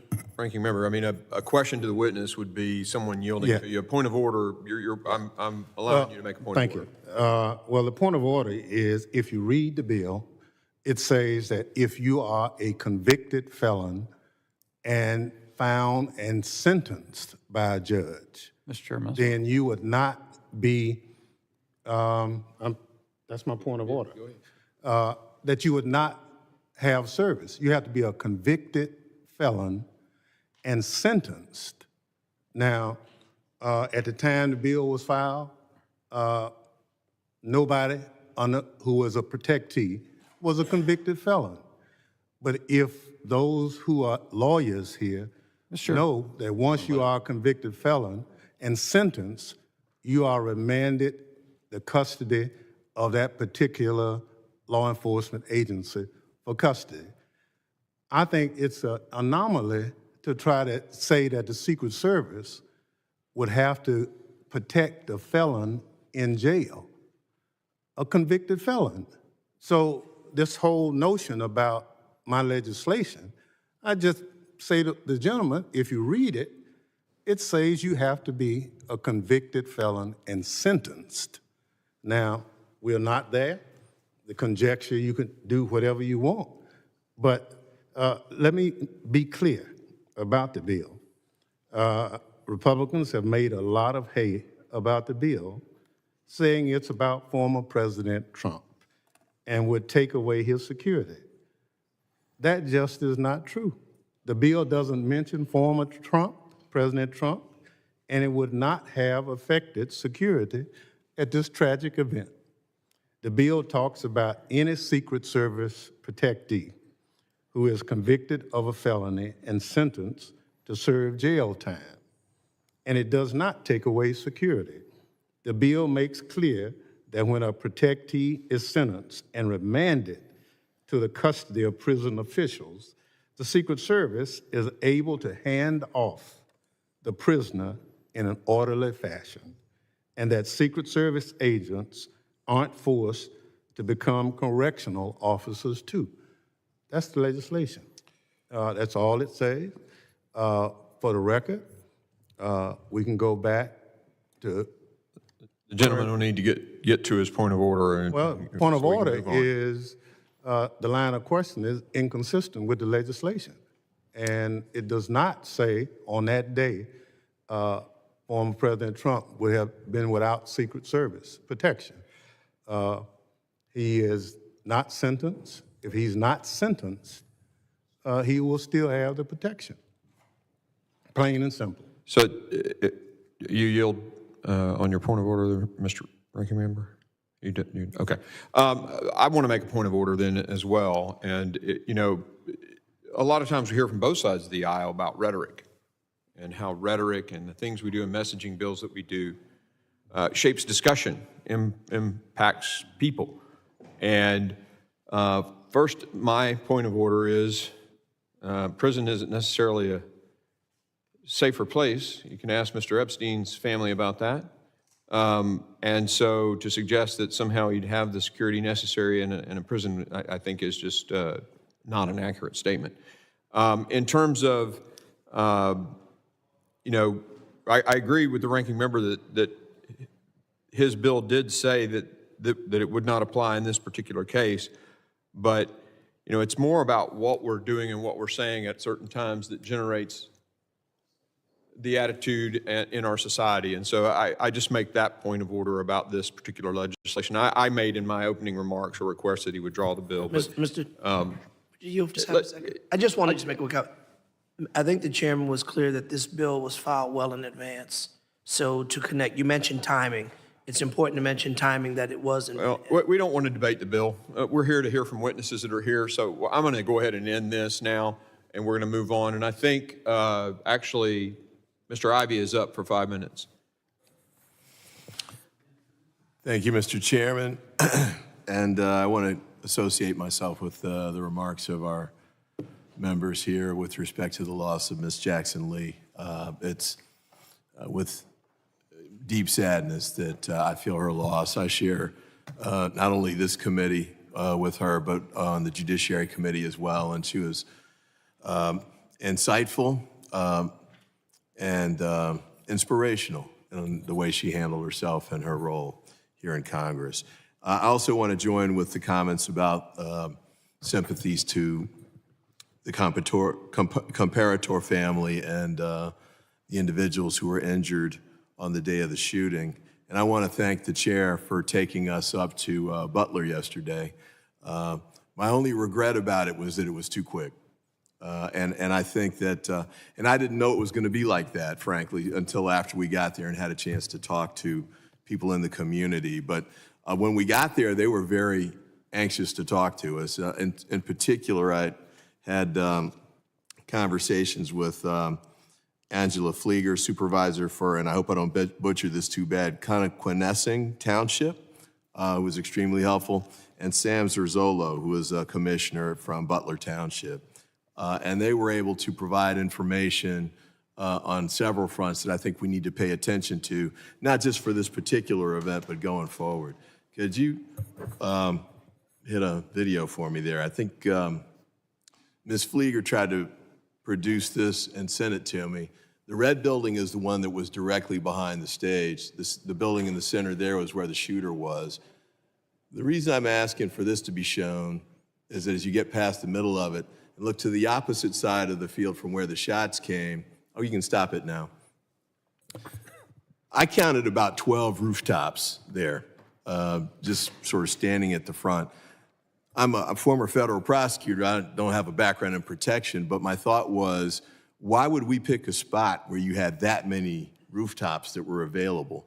And my colleague, Mr. Crane, I definitely defer to your experience as a sniper in the military, and your point about picking the water tower as a higher point would have been a good one, I think, to consider. And I'm curious about finding out what the Secret Service would say about that. But I just thought that this was a bad site to pick no matter where you put them. There was just too many openings. The field was totally open. And one of the things that Ms. Flieger pointed out was that the road that went to the side of this spot here, the stage was right in front of those two buildings. The snipers were on top of those, I believe. They didn't shut down that road. And she also showed me a photo of her husband going in on that day through a fence that wasn't guarded in the perimeter area. Another point that she made was that the night before the speech was done, she and 50 or 60 other people from the community came to decorate the stage and put up the red, white, and blue blending and the Trump signs and everything. But the point she had there was that none of those people were vetted before they went into the area and were up at the stage and, could have done anything, I think was the point that she made. And also noted that apparently the shooter had hidden the gun somewhere on the site by, I think, where I hate to call the name of the business, but the business where the shooter ended up taking the shots from. So I think there's a variety of concerns here that I look forward to getting a chance to hear from these individuals. I don't know if it's going to be in the context of this committee or the oversight committee or the task force that's been proposed. Whoever does it needs to go talk to these folks, because the ones that I talked with had not been interviewed by the FBI, Secret Service, or local police. And they have key information that I think we should have. especially in making decisions about going forward. And then just a couple quick points before my time runs out. I think it came up with respect to the communications piece. I appreciate Mr. Yoes' comments there, but we need to figure out not just what happened on that day, but when we do these at other sites across the country going forward, what's going to happen with the communications? And if they're not using the national bandwidth that was set up, how can we make sure that that happens in the future? And then with respect to the local police not reinventing the wheel every time, one of them suggested, maybe some kind of clearinghouse or information where local police departments, local elected officials, who, for example, in this instance, didn't find out the president was coming until a few days before, and therefore had to scramble to catch up. I believe she called your office, Congressman Kelly, to figure out what was going on, and you hadn't even been told about it yet. So we need to get to a point where we've got better communication, that we're giving elected officials and law enforcement at the local and state level more lead time and more information so they can prepare for these events. And I know that the director has resigned, but I think it's critical to make sure that we go forward with the investigation of the Secret Service, whether she's there or not. And then the last point, I apologize for running over, is that to the Secret Service and to Homeland Security, I know there's going to be a process now to replace her, but that cannot get in the way of us sorting out what happened on that day, and more importantly, what we need to take forward, because we've got other events coming up in the very near future. We got to make sure we take those lessons quickly, and so we can move them forward. And I thank the chair for his deference for giving me a little time to run over there, and I thank you again for taking us up to Butler. You were making an excellent point, and I didn't want to stop you, Mr. Ivey. I now recognize Mr. Garbarino, the gentleman from New York, for 5 minutes. Thank you. Thank you, Chairman. Colonel Paris, there have been conflicting reports about the location of state and local law enforcement. Secret Service Director, I believe, said that, former Secret Service Director, said that local police were in the same building that the gunman fired from, while other accounts indicate that local law enforcement was in an adjacent building. Were any Pennsylvania state troopers, state police assigned to the building where the shooting happened? There were no state troopers, to my knowledge, assigned there, sir.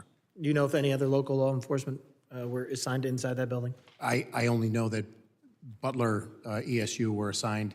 When you say that building, I'm referring to there's a series of buildings there that have covered walkways or second-story walkways that allow you to, it's almost like a pole barn type configuration, a modular type building. But to my knowledge, there were no troopers assigned to that location, sir.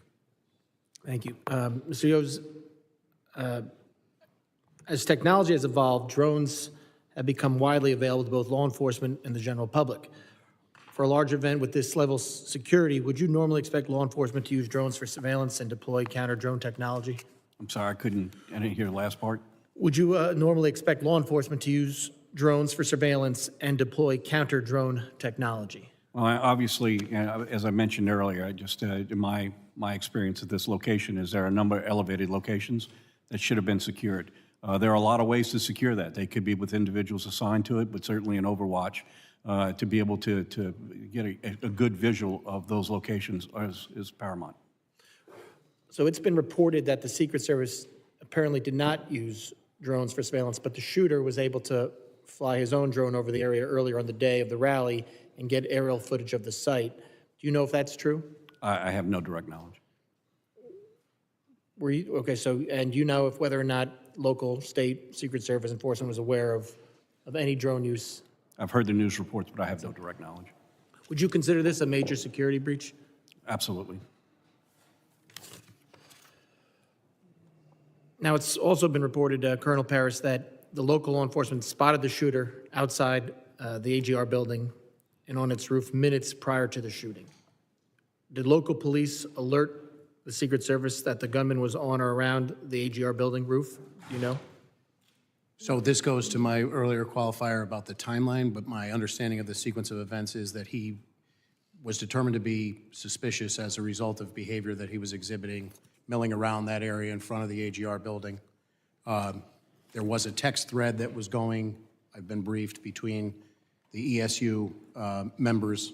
They identified, they took a photo of him At some point when he utilized the rangefinder, the suspicion was heightened.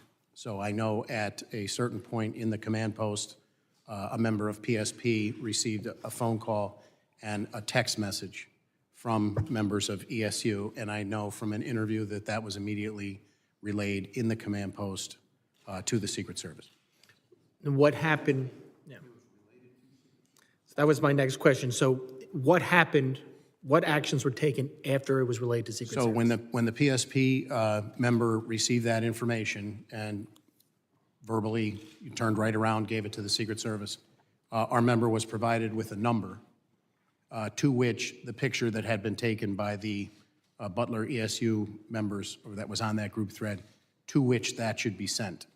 Our member did that, and our understanding was that was some element of the Secret Service. So this was all reported. Yeah, this was all reported to Secret Service, and they gave him Secret Service, then sent him back one of your officers a number back to send the information back to. Is that what you just said? That's my understanding. When did that happen? Again, the actual timeline, I'm very remiss because I know these timelines need to be hammered out exactly to the minute, but I would say, that the overall timeline is about an hour before is when he became suspicious to ESU. What I want to say is, if we know that former President Trump was shot at 11 hours, it was probably in the vicinity of 25 to 30 minutes, but I want to make sure that's a very... So it was before he went on to speak? But at that point, just to be clear, he was determined to be suspicious. There was no information that he possessed a weapon. He was outside of that building where the ESU was posted. They were being vigilant. It's, I think, relevant that there were other people at the venue who were suspicious and reported likewise in a close temporal nexus to that as well. But just to confirm, the Secret Service had this information that there was a suspicious individual. He had used a rangefinder, which made him even more suspicious. And this was all reported to them prior to the President Trump being allowed on the stage to speak? I believe, again, I'll defer to when the president came out. I know that that was probably 20 to 25 minutes before 11 hours. And steps were taken by the municipal officers over in that area to they were actively looking for crooks. You saw the building yesterday. That's a pretty wide footprint. They began looking for him. There were scores of people making their way across that facility. Again, just for some context, there were over 100 people that day that necessitated or in requiring medical attention due to the heat. There was a missing 6-year-old. This individual was deemed to be suspicious because he was walking around and not moving into the venue. The rangefinder obviously heightened that, and they were attempting to locate him as people were moving across that space who were attending the event to the secure perimeter. Was he the only one determined to be suspicious that day? The gentleman needs to wrap it up, and perhaps somebody else will yield to you or me I yield back. on this topic. I recognize Mr. Goldman now for 5 minutes. Or we'll just pick up the questioning here. That sounds great, prosecutor. First, I do want to mention how sad it is to see Sheila Jackson-Lee's empty seat there. What an incredible inspiration to so many of us, and a member, an advocate, community presence, and we really are sorry to miss her. She would be very eager to be asking questions here today because there are a lot of unanswered questions, and I sat through a 4.5-hour hearing yesterday with the director of the Secret Service, and we got no information. So I'm going to jump on, piggyback off of Mr. Garbarino. Where you left off is that you relayed, or PSP relayed the photograph to the number that the Secret Service directed your officer to. Is that right? Yes, sir. Now, did anything come back? Any instructions or directions come back from the Secret Service? So again, that is left to the after action. We're trying to come up with a sequence of events that led to crooks on top of the building where he ultimately took the shots. So I Right, don't but you know. said, I'm trying to find, I don't need the specific timeline. I'm trying to just figure out the sequence because you said that many of your officers or Butler ESU officers were looking for crooks. That was after that photograph was relayed to the Secret Service? My understanding was after the photo was relayed to the our trooper in the command post, and yes, Crooks was in that area around the building. My understanding is 2 additional municipal officers who were on a different post responded to that area, and they began actively looking for Crooks. They circumvented, or they circumscribed the building to try and locate him. It became apparent at some point that he was up on the roof. Those 2 municipal officers who responded then, to their credit, actively, once they realized that he was on the roof, one boosted the other one up, hanging from the ledge of the roof. By the time that officer was boosted up on top of the roof, Crooks was on it, almost in that final position that you saw. He had the AR out, and he pointed it at the municipal officer who, suspended from the roof, was not in a position, feet dangling at that point, to draw a weapon or continue hoisting himself back up on the roof. He drops back down from the roof, and at this point, I believe that's when the video that's been widely circulated with people filming Crooks up on the roof, saying there's somebody up on the roof. There were other law enforcement around the building running, but their vantage point on the ground did not lend a clear line of sight to where Crooks was at the top of that building. One of our troopers on roving patrol also was notified. That word went out, and he responded about the time that the municipal officer was boosting the other officer up onto the roof. What was he notified of? I don't know specifically. That's going to be part of the after action. But we obviously knew that he was Crooks was suspicious. He had not gone into the venue, and they were actively doing everything they could to try and locate him.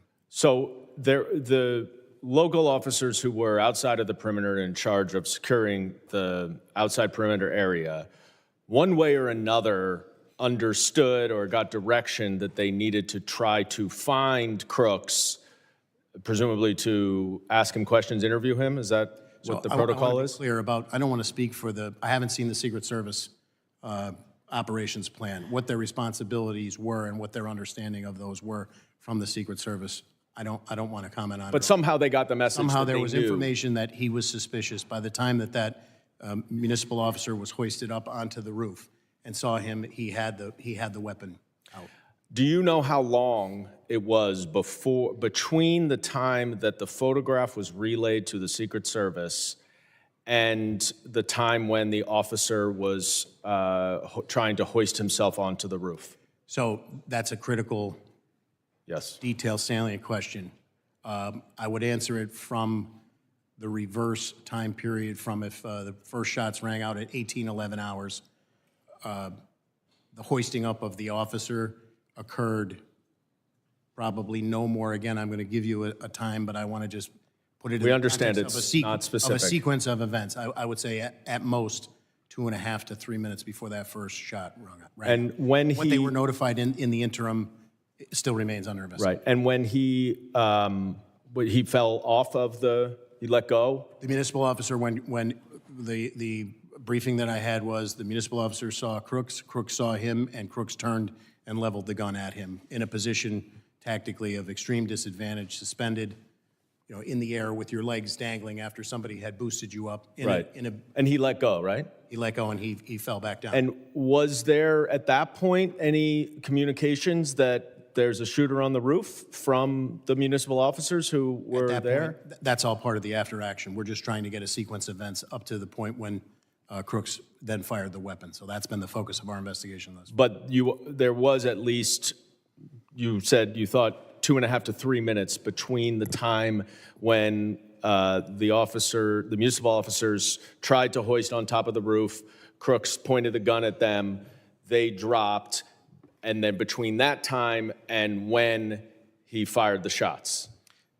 I don't want to give you an exact period of time, but it was minutes. It was a very short period of time, even for his ability. But not seconds. I would say minutes. But I would be remiss if I gave you, and I want to be very clear on the record, when you do an investigation like this, the timeline is critical. You're asking me, I was briefed, I'm answering to the best of my ability right now. And I know my time is up. Colonel Paris, I want to thank you for, providing us with this information. It was incredibly disappointing that the Director of the Secret Service did not provide any of this information yesterday. I think it is good that we're going to have somebody new at the top, but just having somebody new does not answer the questions. And Couldn't agree more. Mr. Chairman, Yeah. I know you are working diligently to try to get witnesses here. This is not an academic exercise. This is not something that the American people can wait 60 days for. With these gaps in information, there are conspiracy theories, there is disinformation, 100%. and all of our safety is at risk, political violence is escalated, and we need to know these answers. I thank you for bringing these witnesses here, and I yield. Yeah, absolutely. And I appreciate the tag team between two sides to get to the details on this, because this is poignant, very poignant. I now recognize Ms. Green for 5 minutes. Thank you, Mr. Chairman. Colonel Paris, I'd like to carry the dialogue on about the specific timeline. I have a timeline that was given to us on the Oversight Committee yesterday when we questioned former Secret Service Director Kimberly Cheadle, as she has resigned today. But the timeline that I'd like to talk to you about is exactly what you were just discussing here. 18 minutes before President Trump took the stage, it was at 5:45 that the Butler County Emergency Services noticed Thomas Crooks on the roof, took a picture, and reported it. You stated just a few minutes before in your testimony that police or PSP were given a phone number to the Secret Service, and that Butler County Emergency Services texted or sent the picture.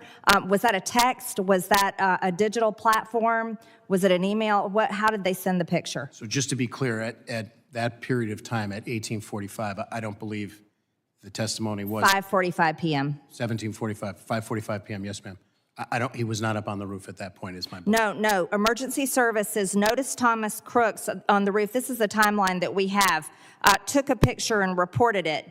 Who did they send that picture to? Just to be clear, they were posted in the AGR building and took a picture of him. That's what you're.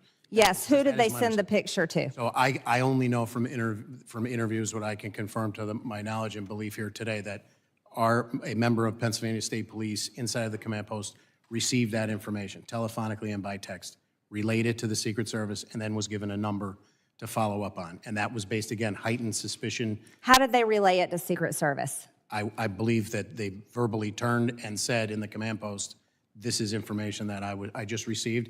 And then in follow up to that, as directed from the interview that I was briefed on, that was forwarded by text as requested by the Secret Service. Can you give us copies of that communication and that phone number that was given to them for Secret Service? So that's part of the ongoing investigation, and I would defer to the legality of. Can you find that information and provide it to our committee? I will look to see if legally I will consult Chief Counsel within the State Police, but it is an ongoing criminal investigation at this point. So after it was reported, President Trump took the stage at 6:03 p.m. All of this took place. This was 18 minutes before President Trump actually took the stage at 6:03 p.m. President Trump was shot in the face at 6:11 p.m. This has all been reported, these timelines. Why do you not have a timeline? Because it's not the timeline is going to be critical for the after action report. Obviously, we're conducting an investigation with the FBI. We have been deferential to the FBI in terms of what has been released to the media. I was present for one press briefing on the night of Saturday night, July 13th, and we've been deferential to the FBI on that. So I would refer you to the FBI. The timelines that you're quoting, I just want to be clear on the record. To my knowledge and belief, I don't have a minute-by-minute timeline. I've had multiple briefings about what these interviews have gleaned, but they're from the perspective of PSP investigating the homicide and the 2 attempted homicides. Thank you, Colonel. During the event, at what point in the day was someone from your team first made aware that there was a potential suspicious person or possible threat? So based on my knowledge and belief, that information relayed to the command post from Butler ESU, in terms of crooks, was the first time that I'm aware of. Again, keeping in mind, I've heard estimates that there were 13,000 people there. There were multiple people identified as suspicious, several that were identified in that area. Yes, thank you. Now, you stated before in your questions that you haven't seen an operation plan, but didn't your team participate, and why haven't you seen the plan? So as my answer prior on the record, I've asked for it. The state police has asked for it. We have yet to receive it. And my understanding is that our walkthrough with our commanders and our area commander was to delineate what our responsibilities were, and we endeavored to fulfill those responsibilities. Who was the Secret Service agent in charge of the advance team? I don't know the name of the agent. How was PSP supposed to communicate with Secret Service on the advance team? You mean in the planning leading up to the, so my understanding is, as is typical, we're notified. We were notified by email on July 5th. The meeting on July 8th, Monday, was to get all of those partners together to exchange information, how they could communicate with one another, and then the planning took place from there. Could you provide our committee a copy of all those communications, Colonel Paris? So I will check with our legal counsel. I mean, Pennsylvania has multiple state statutes that cover investigative plans or law enforcement sensitive information. Okay, thank you very much. And Mr. Chairman, one more thing, if I may. Trump's Secret Service protection could be removed under Benny Thompson's proposed legislation. This legislation was introduced while the politically weaponized government was prosecuting former President Donald Trump. This would leave him at risk. I'd also like to state for the record for this committee that over 140 inmates are murdered in prison every single year. This is a dangerous place, prison is, and of course an 8% of violence in prison leads to murder of inmates. This legislation is reckless, and the minority ranking member needs to withdraw this legislation that would lead to the murder of President Trump. Ladies, time has expired. I now recognize, well, we're not going to debate Just you think that statement should be made when the ranking member is here so he can at least address it? Thank you. He made his point earlier about his bill. There's a difference of opinion, I suppose. But we're just, y'all are out.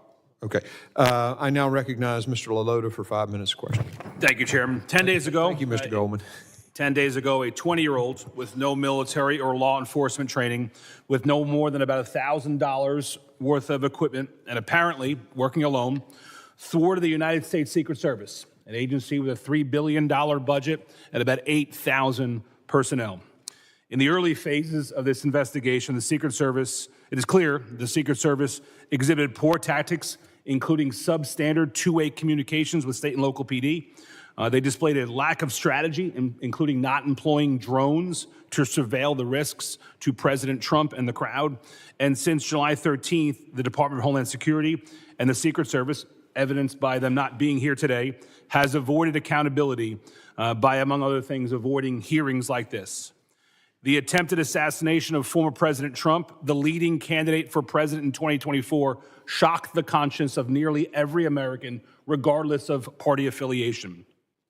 We, the members of the Homeland Security Committee from both sides of the aisle, are here today to ask questions and about those who are in charge that day, to hold the Secret Service accountable, but more importantly, to ensure this never happens again. Chairman, thank you for hosting this hearing. Colonel Paris, you're the Commissioner of the Pennsylvania State Police Department? Yes, sir, I am. And your testimony, sir, is that approximately 25 minutes, and won't hold you to the exacts, but approximately 25 minutes before the first shots were fired, that local law enforcement officers identified Crooks as suspicious? As suspicious, yes, sir. And what was it that led those officers to conclude that Crooks was suspicious? My understanding was that he was milling about, and he stood out to them because he never made his way to a point of ingress to the venue. In defense of possible hypotheses, could have been waiting for somebody, could have been delayed, but he stood out to them, and they, from their vantage point at the AGR building, identified him as suspicious. That was 62 minutes prior, as I understand the timeline. That first one, it was 25 minutes prior for the rangefinder. Thank you, Chairman. And Commissioner, with respect to him being suspicious, were there other folks who were also in the crowd identified as suspicious by law enforcement? I have been briefed that, yes, there were multiple individuals, which would be consistent with normal operations for a detail like this that are identified as suspicious. Can we take that as a single-digit number of other folks? The number that I was briefed on was single digit, but I can't say definitively that I was. What number were you briefed on, Colonel? Excuse me? What number were you briefed on? I believe I was briefed on an additional 3 individuals. Okay, so Crooks plus 3. My understanding is you had about 30 Pennsylvania State police officers at the time of the rally? That were assigned to the detail, both responsibilities of the detail, yes, sir. And were all of them assigned to your area of the perimeter, not the interior where the Secret Service held the most jurisdiction? I'm confused by your question, sir. My understanding, and what the committee has been told, is there were 2 layers of defense of President Trump. 1, the interior, which the Secret Service held the most domain over, and 2, the exterior perimeter, which had ceded a lot of authorities to state and local.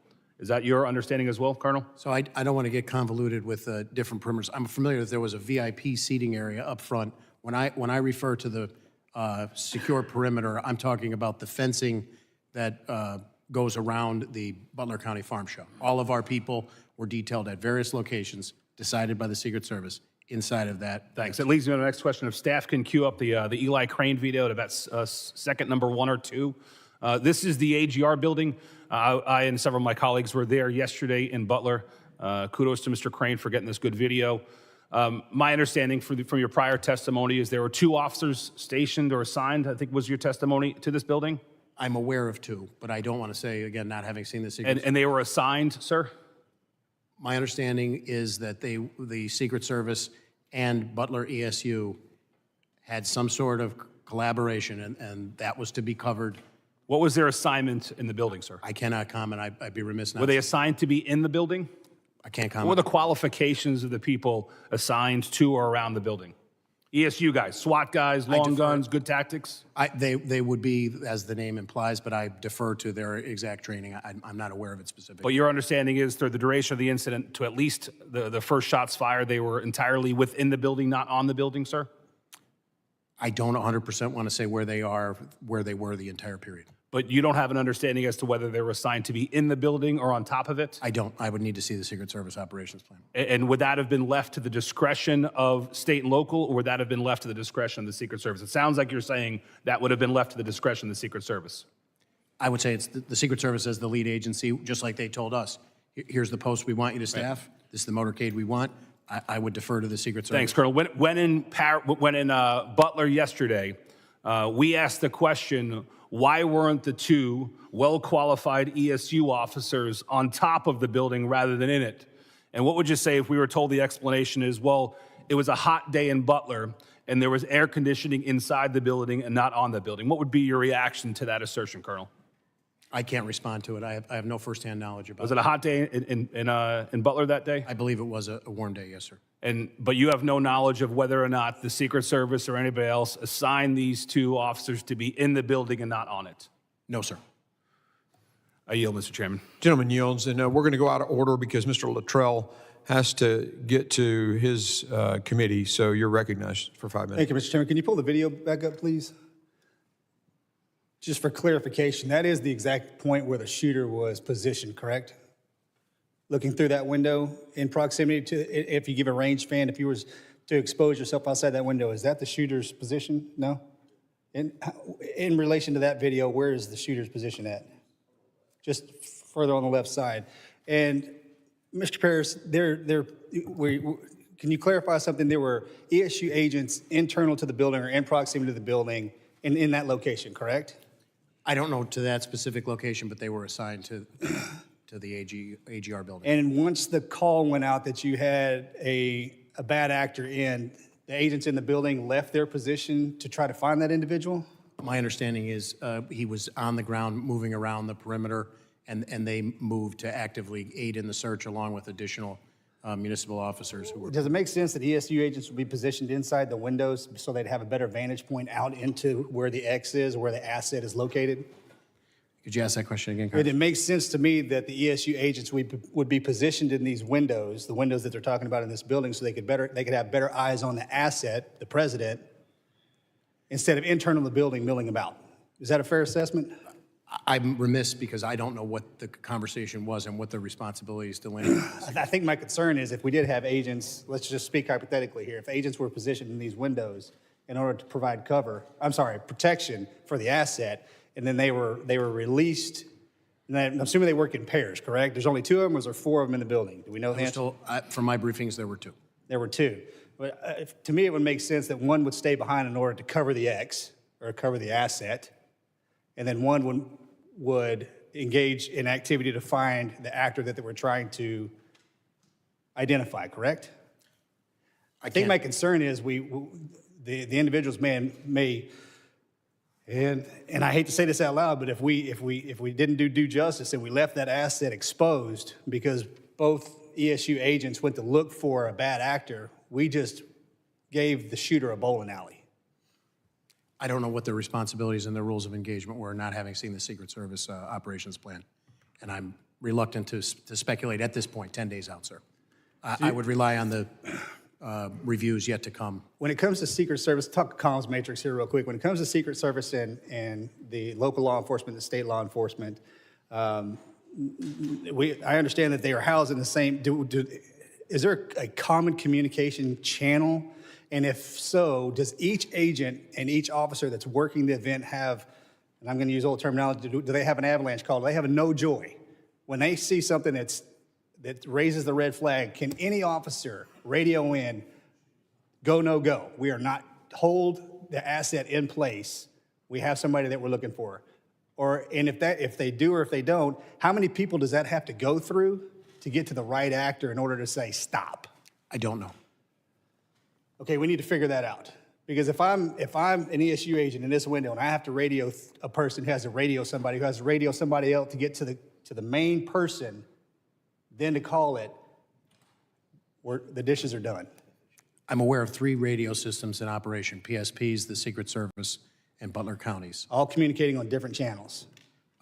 Technically, yes, but the integration occurs, I can only speak from PSP, our integration occurs by us having somebody inside of the Secret Service command post. Again, for an incident of this magnitude, in theory, the more people you have on the same channel, if there was a medical emergency or lost 6-year-old and everybody keys up at once, it paralyzes your communication. I understand that, but if there's one specific channel that you can go to call an avalanche and say, which is freeze the asset, I think that would be necessary. Now, you mentioned something earlier. You guys have done about 20 events this year in Pennsylvania. So, and you spoke, it's common. Now, the military folks in this room are going to understand it's the first month of deployment and the last month of deployment are the most dangerous times to be in combat. One, because you get there the first month, you have no idea what's going on, and then you're there and you get common. You get complacent. And before you leave, that last month, situational awareness kind of dies down a little bit, and that's when bad things happen. There's absolutely nothing common in protecting a president, ever. And as we move forward, I don't want that to be a term that we use, because common just got our president, our former president, shot. And if these assets would have been on high alert, and I'm not saying that they weren't, but when things become common, we get complacent. I've instructed our commanders moving forward, if there is any, my expectation would be that through the collaboration and the planning of these events, you want more people there, you want people voicing issues and everybody operating on the same page in a unified command. But I have instructed our commanders, the ops plans get reviewed prior to this up through our Deputy Commissioner of Operations, Lieutenant Colonel Bivens, seated here behind me today. But as a result of this, if there are any issues that our people see, we are ordering them to flag them, and we'll work collaboratively moving forward for the remainder of the season and moving forward. Thanks, sir. Thank you, Mr. Chairman. Gentleman yields. And our witnesses, at any point where we're going to probably go at least another hour here, if you need to take a break, just let me know and just give me the high sign or a thumbs up. Y'all are okay right now, or are you? Yeah, we can take a break. Take a break? All right, we'll do 5 minutes and 5 minutes only. The restroom's right down the hallway to your right. Adjourn.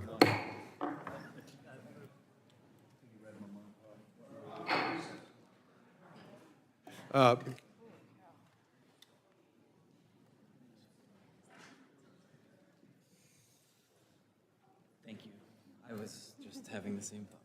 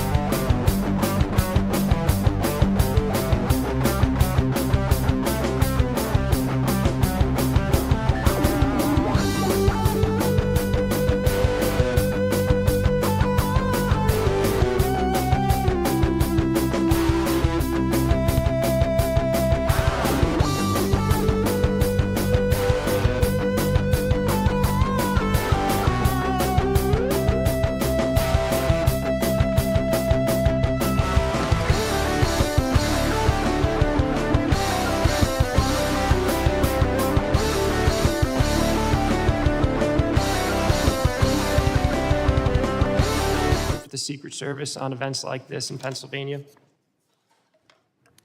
So year-to-date, we're in the low 20s. So low 20s just this year. Yes, in an average year, it's about the same number, but given the election year, there's more. And I'm sorry for not knowing this, but in your entire career, that would make it roughly how many times? Dozens, I would say. Okay. And do you find that there's, for each event, despite whether it's in Philadelphia or Butler, a standard process and set of procedures that are followed every single time? In terms of the planning The of it? Or consistency of the planning of the event? Yes, I would say there is a consistency of the planning based on my experience, yes. Not much variation. There is a set plan that the Secret Service administers with its state, county, and local partners. That's been my experience, yes, sir. Was there any change or deviation? Not to my knowledge. Okay. I benefit from so many of my colleagues on this committee who served in law enforcement, served in our military. I did not. I want to ask you a question. From the time that a law enforcement officer was hoisted up, was identified by the shooter turns his rifle on him, how long between that encounter and the first shot? So I'm glad you asked me that question, Congressman. I'd like to clarify. So it was a matter of seconds. Okay. Because I think earlier it might have been minutes. Correct, and I appreciate you asking that question and allowing me to clarify it on the record. When I assigned that number, which again, I don't want to get locked into a timeline of 3 minutes before, that's probably a total amount of time that he was on the roof. When the one local officer hoisted the other one up and subsequently falls, releases himself after being faced with that Shooter deadly shuffles threat. across the roof, takes his first He's already, I believe, close to being in his final position there. Okay. And I'm told it's, again, sequence of events, not a timeline based on the prior criteria laid out, but seconds after that is when the first shots rang out. That's helpful, and the chairman and I were conferring on that because it would have been there's many failures on that day, but it would have been a critical failure if a gunman had turned his rifle on law enforcement and no one had pulled the president off the stage if it was a matter of minutes, but seconds. Thank you for allowing me to clarify. No, of course, and thank you for answering the question. Just going back to the general process that you've seen over your distinguished career, were there any specific challenges that you and your team faced during this event? None of which I'm aware, to my knowledge. The planning on the PSP side, as per our interface with the Secret Service, was routine. Okay. And you mentioned earlier that that in your experience and the standard protocol, a Secret Service engages with its state, county, and local partners. They have a plan. They work with their partners to implement the plan in the lead up to the event and the day of the event. Is there an opportunity for the state, county, and local partners to provide input, given that they have more familiarity with the area? Butler Police, you yourself have more familiarity with the area. Is there an opportunity for you to provide any feedback to the plan that the Secret Service comes to you with? In my past experience, yes. And in my past experience, I found the Secret Service very open and collaborative. We enjoy a very strong working relationship with them. And again, there's that fine line where the deference is that they're the top comm under a unified command. It's their incident. But certainly we would endeavor to give them any local nuance that would make the planning more successful and more safe. I appreciate that. One of the things we touched on multiple times today is the multiple lines of communication, 3 different signals that were being used, a command center. In your experience working with the Secret Service, have you seen a better implementation of a more streamlined communication setup that allows the different actors, the local PD, the county PD, the state police, to directly communicate to the command center, and then once there's a clear chain of command? I have not. The Secret Service comms is a very complex operation because of the worldwide environment in which they work. I'm in no way an expert in it. I think from the state and local perspective, our job is to try and integrate communications, and it doesn't have to be a super high-tech solution. We have people who can get a message, turn over their shoulder, and report verbally. We have radios that we can exchange, or we have a trooper with a radio assigned to another partner, be that a federal partner or a municipal partner, and those two radio communication systems can interface because of the human interaction. And I'll wrap up real quickly, Mr. Chair. And it sort of makes sense in a way because you're going to have people doing traffic. They're going to, folks who you mentioned, a child went missing. You could have a firecracker. You could have a multiple number of things that don't need to rise up, which is why some level of siloing makes sense. But we need to look at how we make it a clearer chain of communication to ensure that really important pieces of information, like identifying the shooter on the roof, doesn't get delayed in moving through those channels. So thank you both for appearing here. Thank you both for your service, and thank you, Chair. I yield back. Gentleman yields. I now recognize Congressman Ezel for his 5 minutes of testimony. Thank you, Mr. Chairman. And, we also want to thank all of you for being here today and for Speaker Johnson for putting together a bipartisan task force to try to, so we can get as much information and find out what happened here. Today's conversations regarding the attempted assassination of former President Trump is a critical one that I pray never happens again.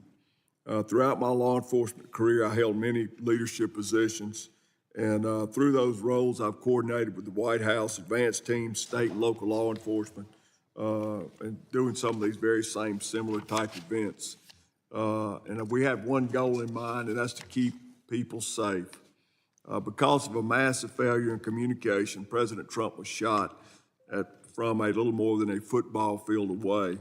And because of the failure of former Secret Service leadership, especially the former director, spectators were forced to do what the Secret Service failed to do, and that was protect themselves from bullets.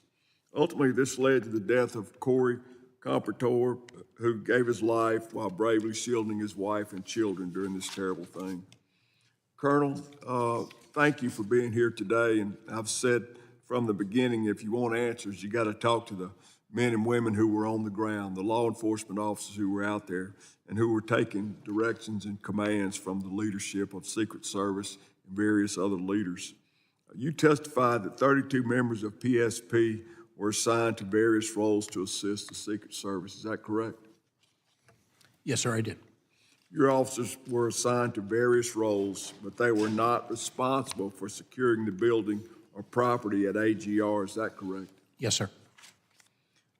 Former director testified yesterday that the building was outside the Secret Service secured perimeter. Did the U.S. Secret Service leadership direct local or state police that was their job to secure the building? And if so, did they provide any guidance on this? So as I stated earlier, aside from the briefing that I received about the walkthrough, when the question was raised and the response from the advance team of the Secret Service, the agents on the pre-plan, that was going to be the responsibility of Butler ESU. I have no firsthand knowledge about any interaction between the Secret Service and any other entity, really. The Secret Service established and managed the primary command post for communications in the office of the Butler Farm Show. Is that correct? That's my understanding, sir, yes. Preliminary findings have concluded that communications were siloed and local law enforcement were not in frequent radio contact directly with the Secret Service.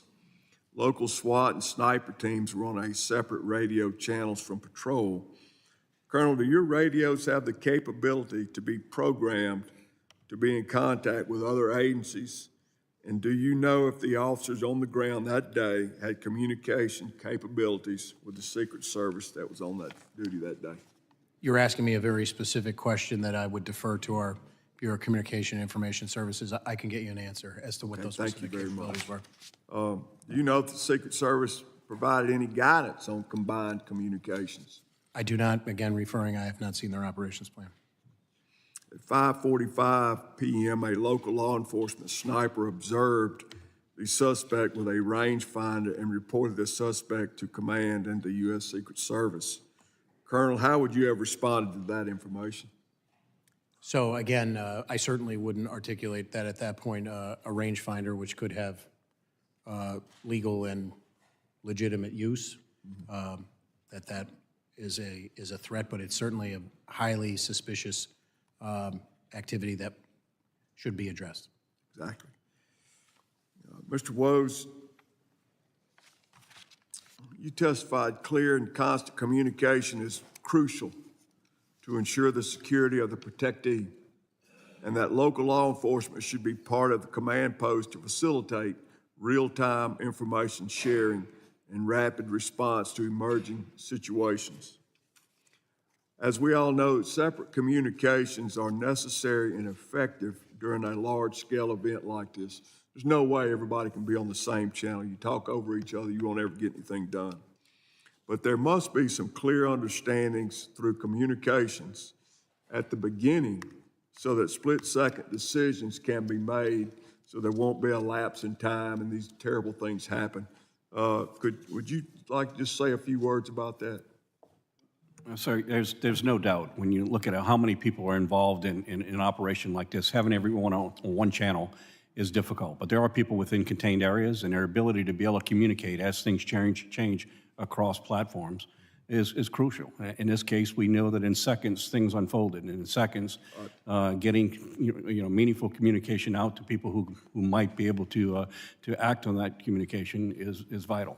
So I think there's avenues here. I agree that not everyone should be on the same channel, but there are certain people within certain areas and perimeters that should be having communication or the ability to communicate a little more freer. Thank you. Thank you, Mr. Chairman. I yield back. Gentleman yields. I now recognize Mr. D'Esposito, representing the New York law enforcement community as well, for 5 minutes of testimony. Thank you, Mr. Chairman, and good afternoon. Thank you both for your service. On July 13th, we witnessed the Secret Service fail to secure a Pennsylvania field and keep the former president of the United States of America and the Americans that were gathered there safe. While President Trump thankfully survived this horrific attack, Corey Compatore, a volunteer fire chief, a father, and a husband died while shielding his family from the assassin's bullets. Two others, David Dutch and James Copenhaver, were both struck by bullets and are still recovering. The Secret Service failed. Quite frankly, they failed miserably. And Colonel Paris, Mr. Yoes, Mr. Ezel, myself, we could probably combine our law enforcement experience and have no question that there was failures that day. We could probably ask someone who just graduated from a police academy or a veteran with 40 years on the job, and they would agree. So my first question is to Colonel Paris. I know that you mentioned over the last year you've had close to 20 interactions with the Secret Service and visits. During his presidency, Pennsylvania has been the second most visited state by President Biden. If you could go over again, what is your coordination with the Secret Service? What does it normally look like ahead of a visit from the President of the United States? So I would say the basic timeline is the same. We are notified at some point that there's going to be a visit of a protectee or the president and everybody in between. The venue is ultimately secured, the logistics, and then there's planning at the request of the Secret Service, and our default position is to attempt to partner and give them all the support that we can. Okay. Now, I know that Mr. Menendez had similar questions, but I just want to reiterate because I think it's critically important. Of the dozens of times that you've dealt with visits from the President of the United States, and I'm sure you've thought about this dozens and dozens of times at this point, and read through emails and thought about different incidents, compared to the incident on July 13th, was there anything different from the way that this was handled? Not to my knowledge, sir. Okay. So at approximately 5:51 p.m., Pennsylvania State Police notified the Secret Service of a subject with a rangefinder. That was 20 minutes before the gunman shot President Trump and two others. This is for either one of you. What should have happened next? So ideally, I would say that Mr. Crooks could have been encountered and intercepted. That would have been the ideal. Mr. Yoes? Well, I have no direct knowledge. I want to make that clear, but I think also you need to assess the threat and determine whether there's a need to withhold the asset from the stage. So I think we all know what should have happened, right? 20 minutes passed. There was someone who eventually took a shot at a former president of the United States and killed 2 innocent Americans. So we know what did happen. We know what should have happened. What do you say to those that are saying that local law enforcement failed to provide adequate security at this rally? As I stated earlier, based on everything I know up until day 10, I only am going to comment on the Pennsylvania State Police, and it's my belief as I sit here, based on all the information that I have, that we met or exceeded our expectations for that event. Am I saying that the event was a success? Obviously, it was not, and our hearts go out to those affected. Mr. Yoes. I will echo the fact that that local law enforcement plays a huge role and must. I don't think the federal agencies have the ability to with bandwidth to be able to have this event without coordinated effort with local law enforcement. To my knowledge, local law enforcement did what their responsibilities and directions were. And Mr. Yoes, we've corresponded about this prior, but I just want to, in the last 20 seconds I have, the United States Secret Service established and managed the primary command post. Would you agree, Colonel, that in the United States of America, we have a serious issue when it comes to law enforcement and communicating through multiple jurisdictions and agencies at a singular event? I would say the short answer is it depends, but communications are always a critical piece to any successful operation. So I agree it does depend, but I do have a concern when some people's lives are on the lines, when we are supposed to be protecting an asset regardless of who it is, but especially someone who was it was the President of the United States. The fact that law enforcement agencies are communicating at such a critical time via text message is a problem. And it's one that I think this committee and other committees need to take a real hard look at. Mr. Chairman, I yield back. Gentleman yields. I now recognize Mr. Strong for 5 minutes question. Thank you, Mr. Chairman. Thank you for being here today. I think we all agree that none of us ever wanted to be holding a hearing like this. As we have covered, the Secret Service relies on federal, state, and local partners to coordinate and secure events to ensure the safety of its protectee. As both of you rightly emphasized in your testimony, Secret Service is the ultimate responsible and the final arbiter of any and all security matters affecting their protectee, full stop. Mr. Yoes, you also went on to highlight the importance of mutual respect, trust, and shared commitment in the relationship between Secret Service, the state, and locals. I was pleased to learn that Director Sheila has tendered her resignation. This is the first time we have seen real accountability from the director following July the 13th. It is my hope the truth will now come. Her lack of leadership following the assassination attempt has not only impeded the ongoing investigation and eroded the public's trust, but it has also the potential to erode the mutual respect and trust that are fundamental to this relationship between the Secret Service and partners they rely on. Colonel Paris, I understand that state and locals were the ones that first alerted the command center of a suspicious individual some 20 minutes before he started shooting. Is that correct? As I said before, I would agree with the sequence of events, but I don't want to go on the record with the exact time. So that's my understanding of the sequence of events. Yes. Does the Pennsylvania State Police use a digital radio system, whether it be the P25 or something of that nature? Yes, we do.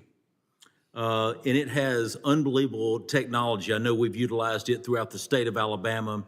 40 years and as a first responder, to go from UHF, VHF to a digital system changes the ball game.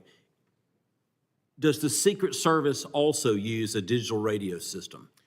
I would have to get you information on that. I don't know, sir. Okay, so the communication between the agencies, you start looking at it. the communication with a digital radio system, you can change frequencies, you can make a mutual frequency. Every radio has, you can have hundreds of different frequencies, but as far as you're not sure if they have a digital radio system or if they're using another conventional UHF or VHF frequency or something of that nature. In answer to the first part, I'm not an expert on radios. I can't render an opinion on what their system is, but the only answer I would provide is my understanding is there are certain encrypted capabilities that the Secret Service has to maintain that may provide difficulty in what would otherwise be if we had a regular incident and we were able to set up a patch to communicate across agencies. Thank you. Colonel Paris, as you just shared, after state and locals identified the shooter as suspicious, they relayed that information to Secret Service and were given a number to send their concerns to. Is this standard operating procedures to be left a phone number to give your information to rather than direct communications through radio? I don't want to say that it's standard operating procedure, but if it was a system that, or a measure that worked to push that information to the people who needed it in the most expeditious means, I wouldn't be averse to going away from standard protocols. You said that you had done this type of event with other presidents or in your state. In past history, is this how it usually was done? I can't say that I have had a personal experience about, I've obviously been present when there were suspicious people that came out over the radio and law enforcement was seeking them, but I can't say that I have a frame of reference exactly on point here, sir. Did the Secret Service provide rules of engagement for state and locals? Did y'all have to authorize a green light for fire, or do you go by your day-to-day activity where we would go by the policy and regulations and state law that cover the Pennsylvania State Police. Another thing that stood out to me with a background in emergency medical services is when the president was brought off, you saw his SUV move about 20 feet, and then it sat there. We watched as a lady in a skirt walked in front of the SUV. We watched as other law enforcement, people, spectators, whatever. Did you notice that seemed to be a long time for the president to be sitting for someone that had taken a bullet? Did you think that was a long time? I would completely defer to the Secret Service. Thank you. Mr. Chairman, I yield back. Gentleman yields. I now recognize Mr. Crane for 5 minutes of questioning. Thank you, Mr. Chairman. I'd like the staff to go ahead and play the video that I took at the site yesterday. All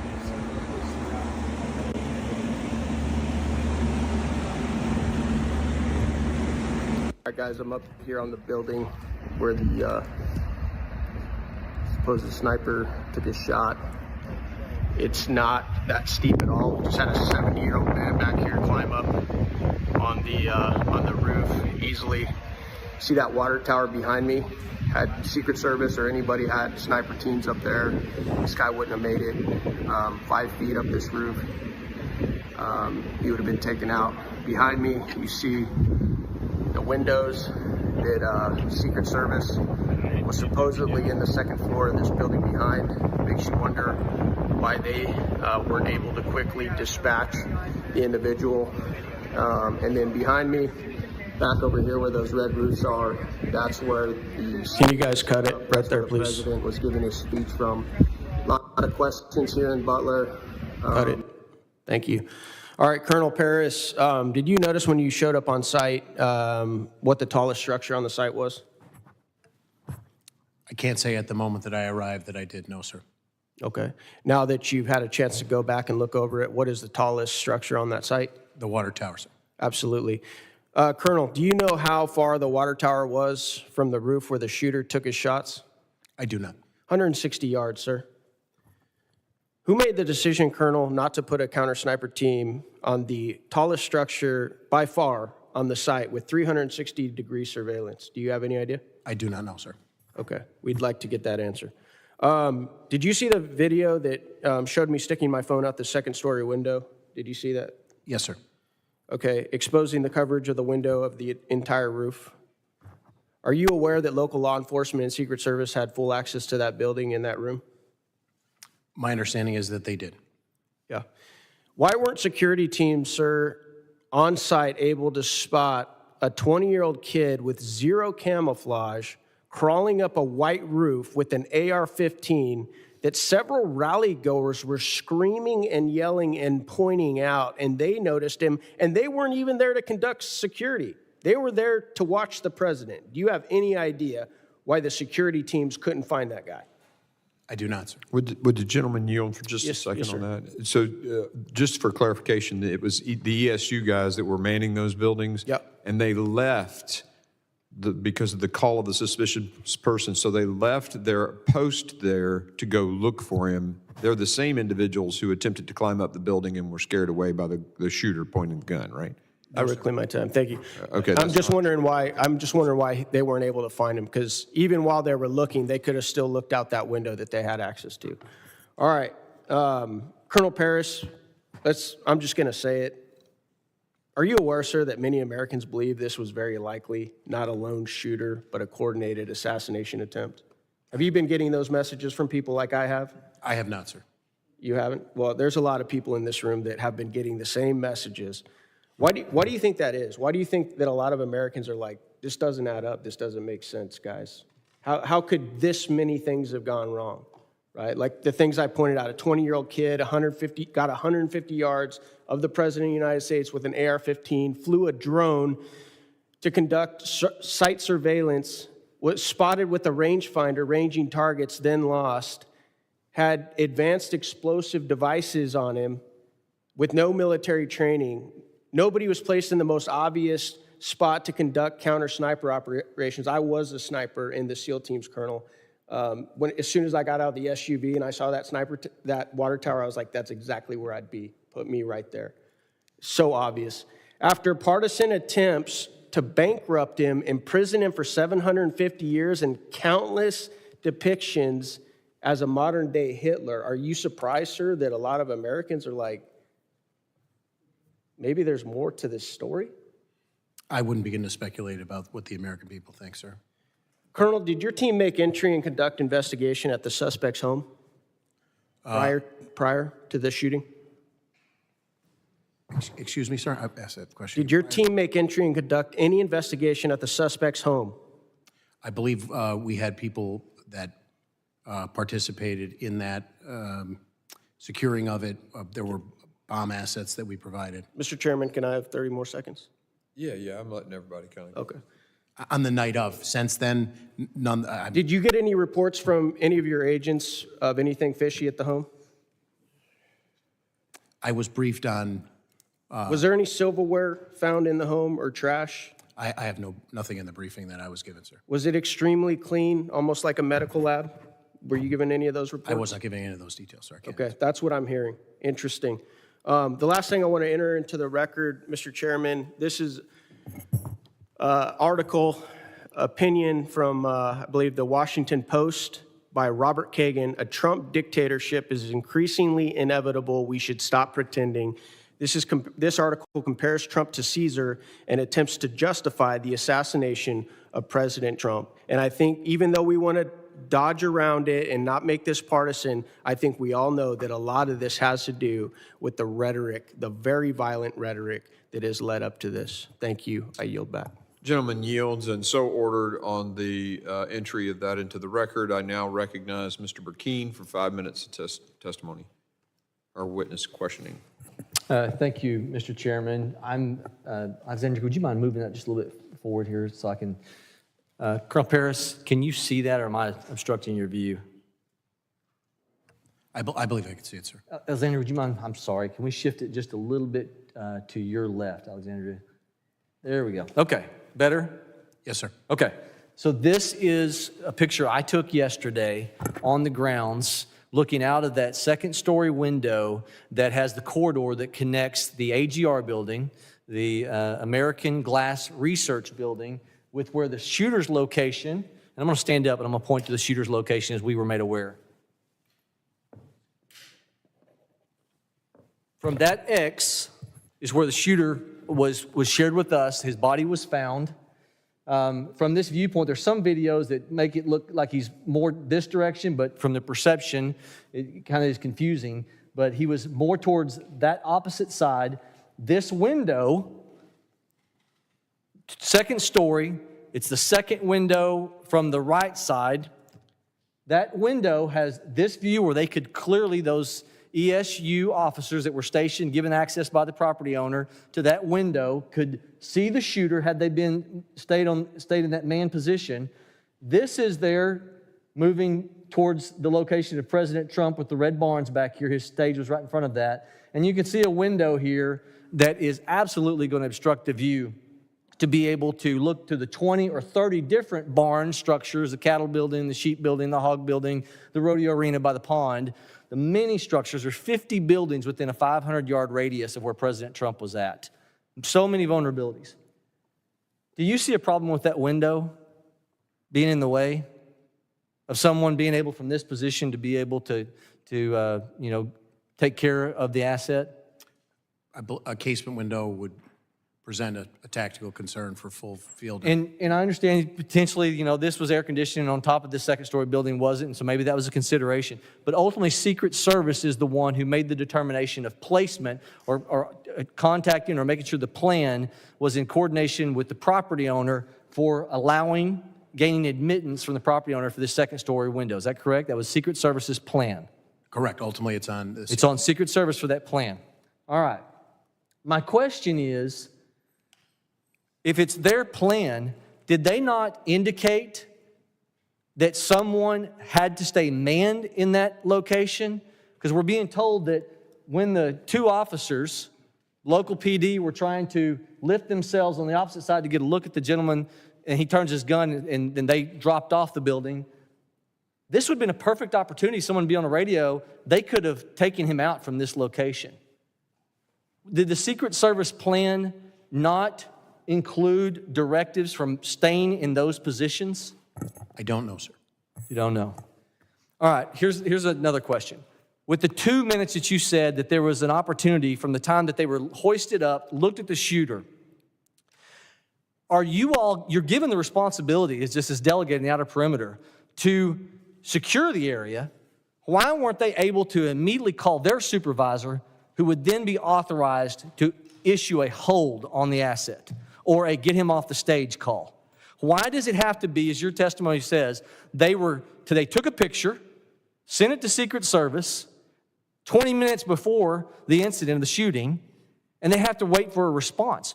Why is not the line of communication? I understand they're on different radio frequencies. Why were they not empowered to say, if we send something that's suspicious, then state police, local law enforcement, sheriff's department, each one, the head official of each one of those departments, if we entrusted them with enough responsibility to secure that environment, then we ought to give them the responsibility to issue a hold call because of something that they see as a threat. Are they empowered to do that, or does it have to all go through Secret Service to issue a hold?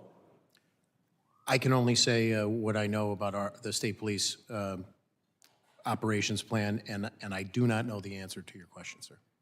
So I do not know the answer. I don't know what the protocol would be to issue the hold order. And just as a point of clarification that I tried to clean up with the congressman from New Jersey before, when the two municipal officers one was hoisted. Can I jump on that 2 to 3 minutes, because I got limited time here. Just to make sure, that was seconds before.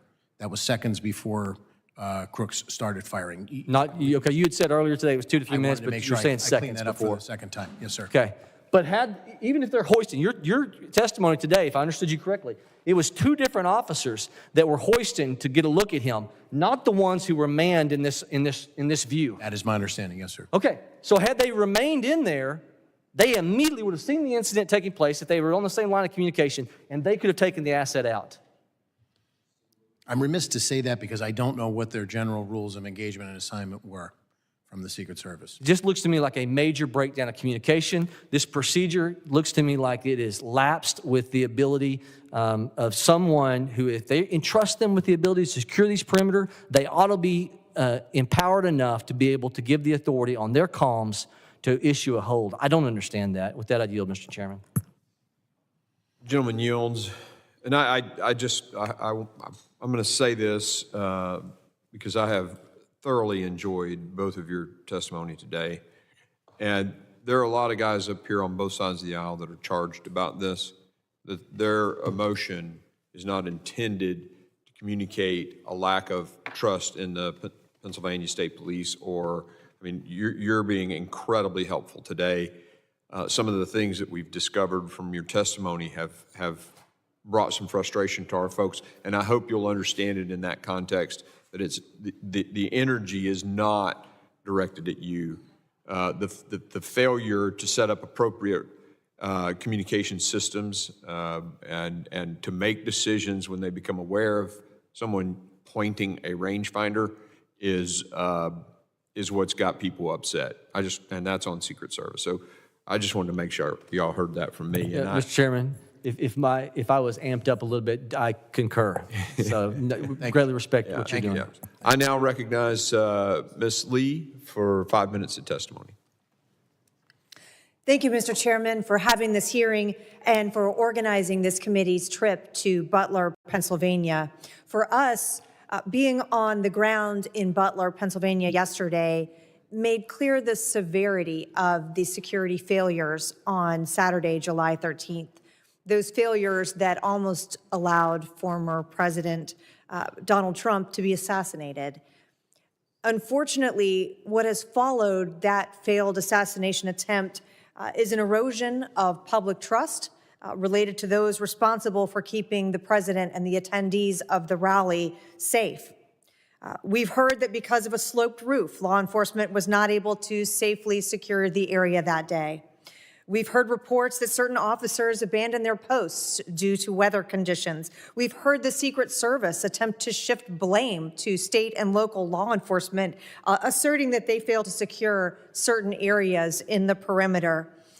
Secret Service Chief Cheadle's resignation this morning is the first of many steps that need to be taken, and today's hearing is just the beginning of our process to get clear, accurate information about this issue, about the failures associated with that day, and ensure that not only Congress, but that the American public get the answers that they deserve about these events. Mr. Yoes, I'd like to start with you. The Secret Service is always the lead in providing security for these types of events that involve one of their protectees, but they clearly rely on their partnerships with state and local law enforcement as they move to different locations around the country.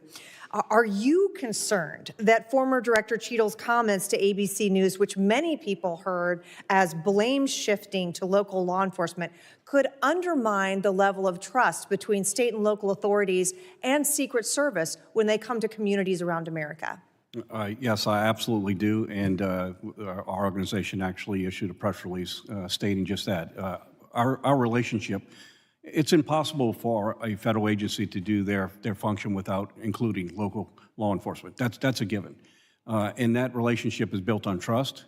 And when comments were made, like what made on ABC, then we felt the need to call her out on it. And do you believe that the federal government's statements to the public, to the American people after this attempted assassination have helped or harmed public trust in law enforcement overall? You know, I'll say this. The very powers that we have are the ability to do our job as law enforcement officers is directly related to trust. And in an investigation, there's a fine line between what you do in order to protect an investigation and also be accountable to the public you serve. And when you don't walk that fine line, then it does create distrust. And it does cause a lot of confusion. It causes people to fill in their own blanks. And as a result, this is what we see. Sharing accurate information is important to keep everyone informed so that it doesn't run in different directions. And as the American people wait for an after-action report, what can or should law enforcement agencies at any level be doing to address concerns about transparency and protect that public trust? Well, I'll start right here. I mean, you have the Pennsylvania State Police. It filled in a lot of gaps that should have been filled in a long time ago. This is information that should be known to everyone. It is, you know, essential facts. It doesn't change. It is what it is, and sharing this information lets everyone know exactly what occurred and gives us some insight of things that we need to correct. And you've been here now throughout this day, throughout questioning from a number of members of this committee. As this committee continues to investigate the failures that resulted in this shooting, what are some of the key questions that you believe should be asked about the assassination attempt, as well as the management and organization of Secret Service more broadly? Well, again, I have to be upfront in the fact that I have no direct knowledge to this incident or things that unfold. I'll just speak in just general terms. The first question that I think we all need to ask is, with so many elevated positions available, what steps were taken to protect those assets? I don't know the answer to that, but there were a lot of places. I mean, we learned a lot of lessons going back to President Kennedy. Higher locations create unique problems, and as a result, they should have been part of any action plan. I'm not saying they weren't. I'm just saying that we see the end result of what happened here, so obviously we have a failure there. Thank you, Mr. Chairman. I yield back.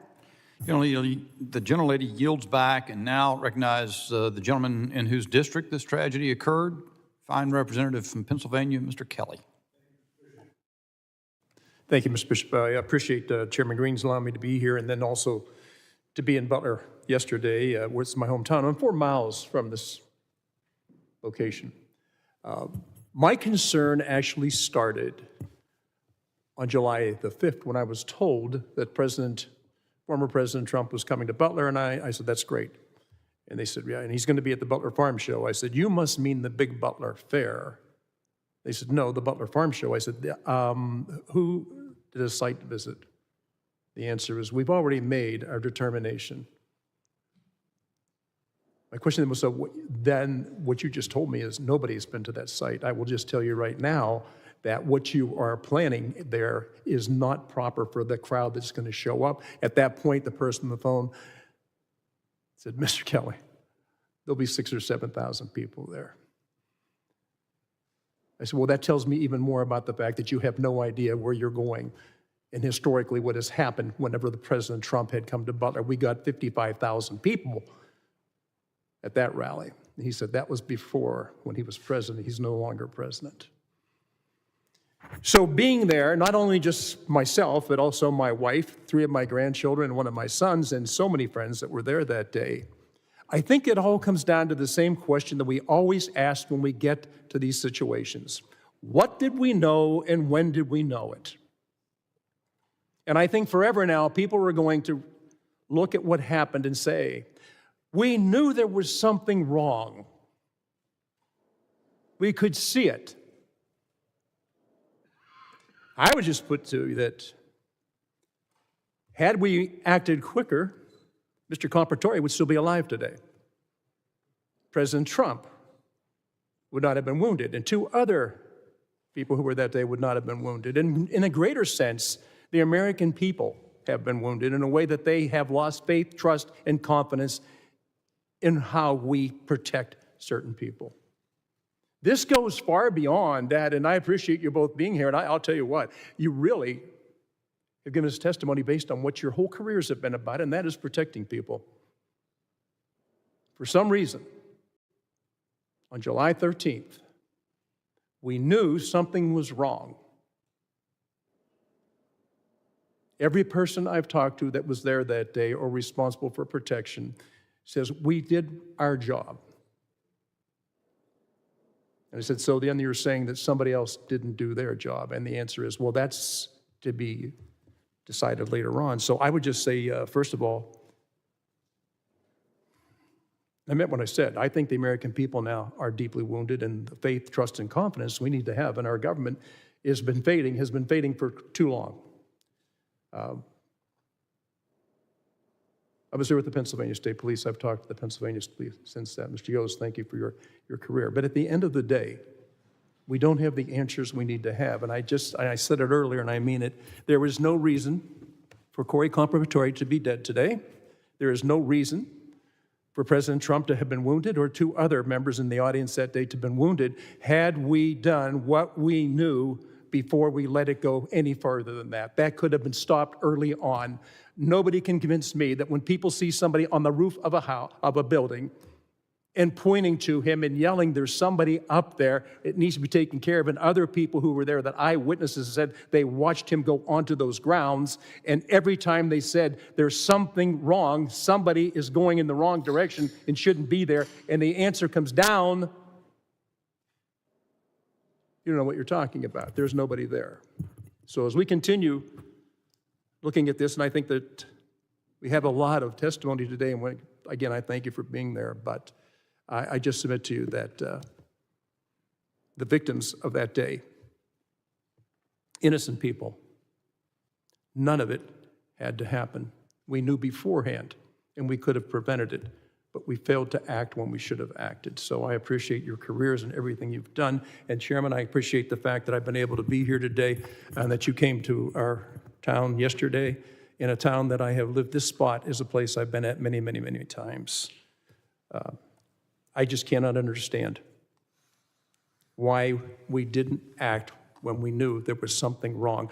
At the very least, they could have taken President Trump off the podium, and some of the other activity after that never would have taken place. So thank you for having me here, and thank you both. Colonel, Mr. Yoes, thank you so much for being here.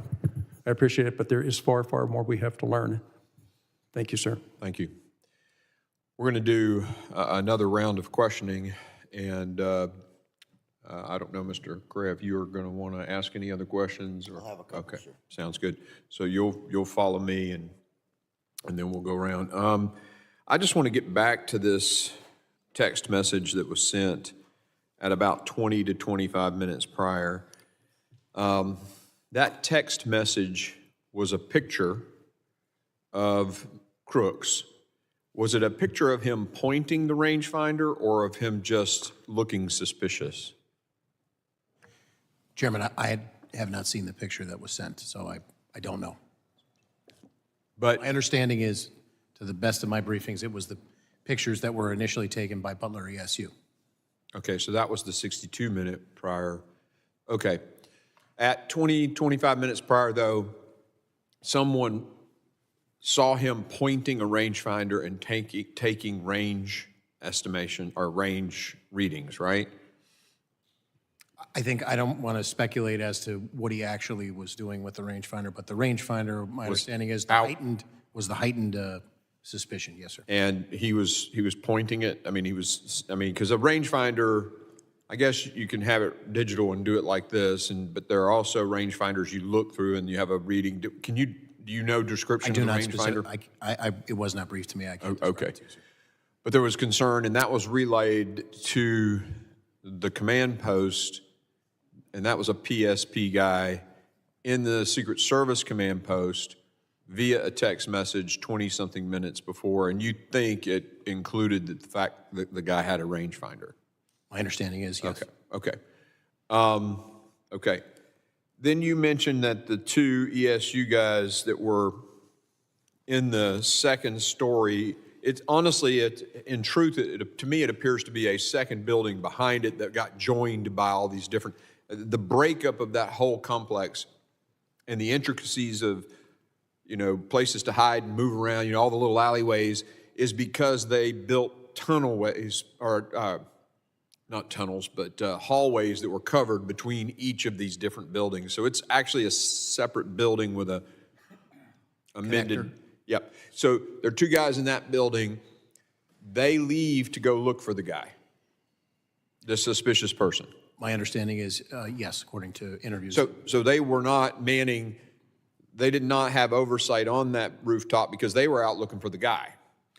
Correct. My understanding is it was the grounds around there, to see it photographed now or on your tour yesterday, without scores of people traversing from different parking areas to make ingress into the secure perimeter, that there was a concerted effort to try and identify and make contact with him. Sure. In conjunction with other, I was briefed that there were two other suspicious individuals that simultaneous to this, not terribly too far away distance-wise. I don't have the specifics, but those is all occurring contemporaneously. But one of them, Crooks, had a rangefinder, and so they leave and they go, look, he's suspicious.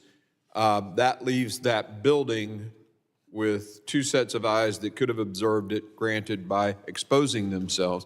And by the way, I would think they could stay in the building as opposed to being on top of it for their own sort of defilade position. I get that as a sniper works. But you got to be able to see it. So anyway, they leave. Did they was Secret Service notified that they were leaving to go look for this guy, and thus those eyes on top of the building not? I do not know, and the other thing that I do not know is where else Butler ESU sent that information. I have not been briefed on that. Who told them to go look? Do you know if they were told to go look? I do not know, sir. We just know that they did go look. Yes, sir. And I said a very concerted effort with all of those alcoves and all of those buildings was made. There were 2 additional officers who, again, I don't know the specifics of the timeline. I don't know the specifics of the logistics of how that information was relayed, but I'm briefed that they came and they made a very concerted effort to try and locate crooks. But it seems to me that that was leaving that extra set of eyes on top of the building. You know, it would be something if I were the site commander at that point, I'd want to know 2 guys are leaving a post where they have observation on a building, and that somebody relayed that to me so that I would know, oh, wait a minute, now 2 sets of eyes that were on the building. You know what I'm saying? It's like if you pull security, if you pull your lateral security in an ambush or something. I'm talking like an Army guy now. And the commander's going to know that guy's moved away from there and now he's got a blind spot, right? So I just want to make sure, I want to dig into that a little more. Obviously, you don't have the answer, so we'll dig elsewhere. But I find it interesting that they leave, this guy is so suspicious, has a rangefinder, they leave their post that they are manning to go look for him, yet Secret Service, and they get told about it 20 to 25 minutes beforehand, but Secret Service still lets the president go on the stage. I'm just totally blown away by that. But again, there's more details to be had. Thank you for being here. I really appreciate it. I'm going to turn it over now to the ranking member for his 5 minutes of questioning. Gentlemen, thank you for being here today.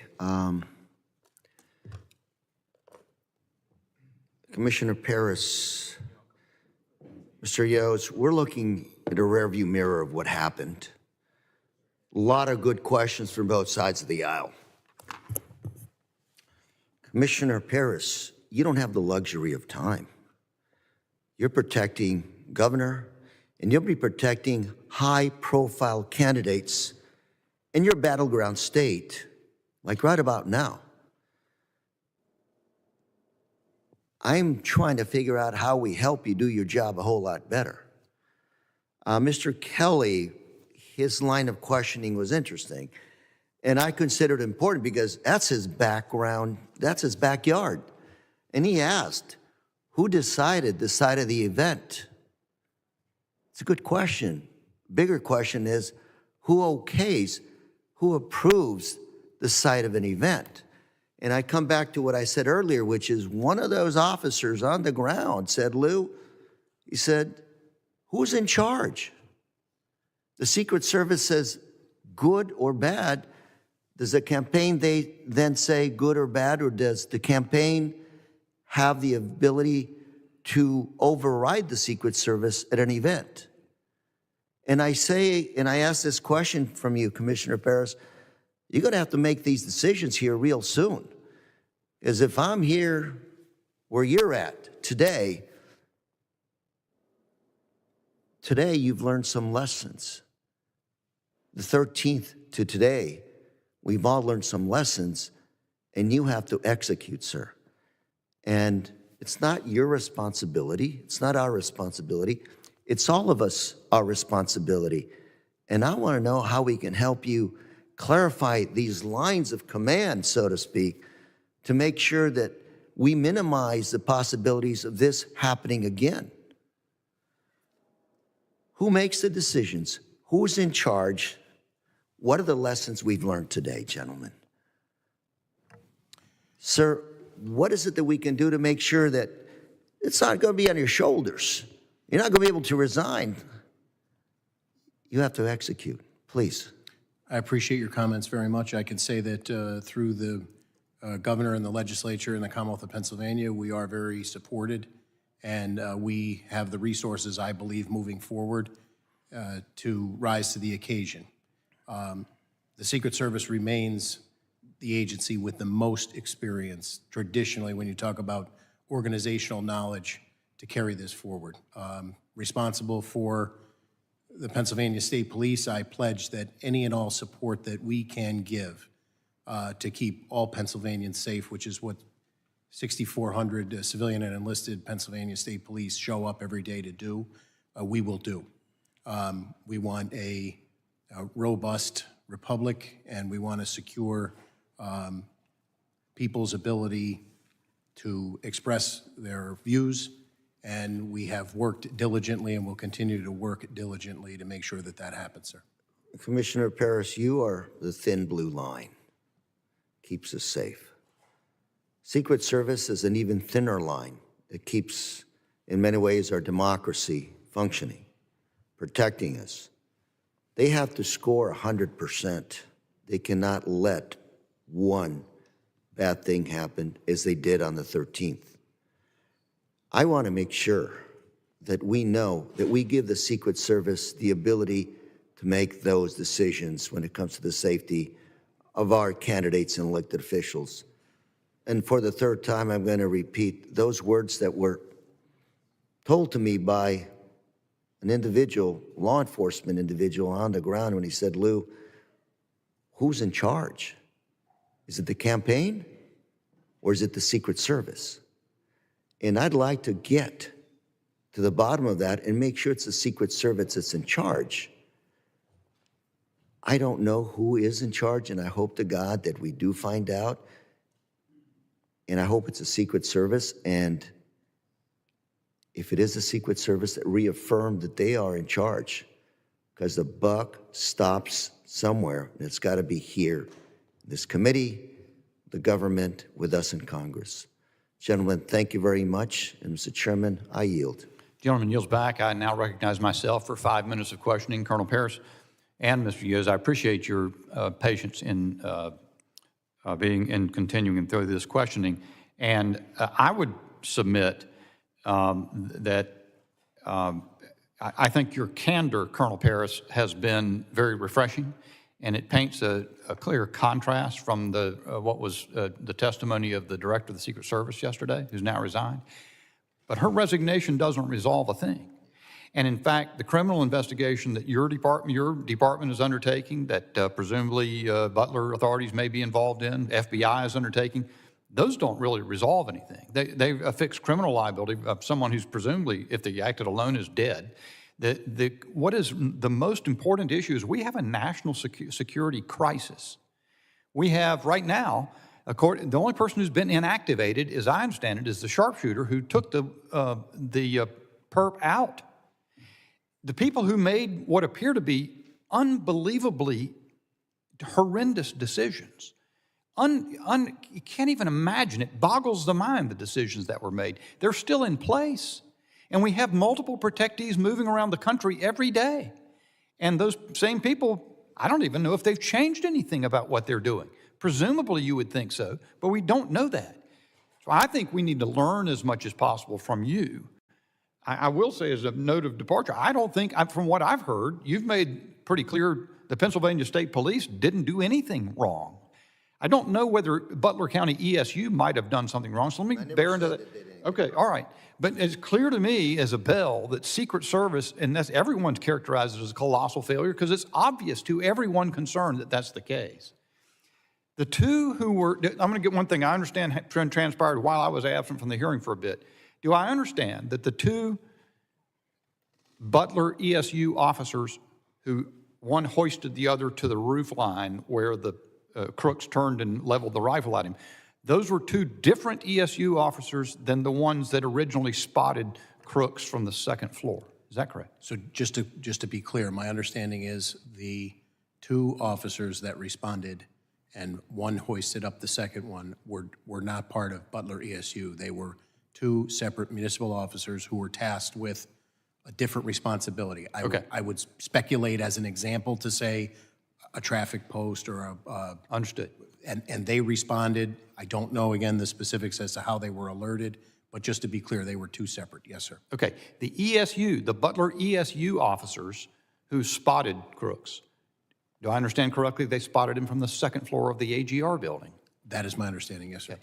Were they posted there in order to maintain overwatch on the roof, or were they generally assigned roving responsibility to be in the vicinity of that building?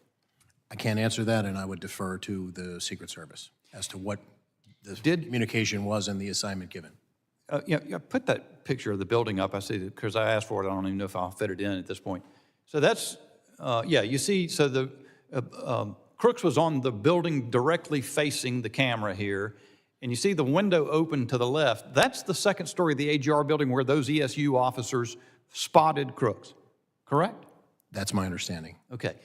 Did they advise their senior, their command that they were departing that location to look for Crooks? Do you know that? I do not know, sir. Why did they stay away from that position for so long? If I understand correctly, the picture of Crooks was texted about 20, 25 minutes ahead of the shooting. Is that correct, first of all? Could you ask me that one more time, sir? I just want to make sure, because Was the picture of Crooks that they took, did they take that picture about and send it to up into to their command about 20, 25 minutes before the shooting? What I want to be specific about is when the PSP member in the command post received it, and I believe that's in the vicinity of 20 to 25 minutes, with the caveat prior put on the record about a series of events, not a timeline minute by minute.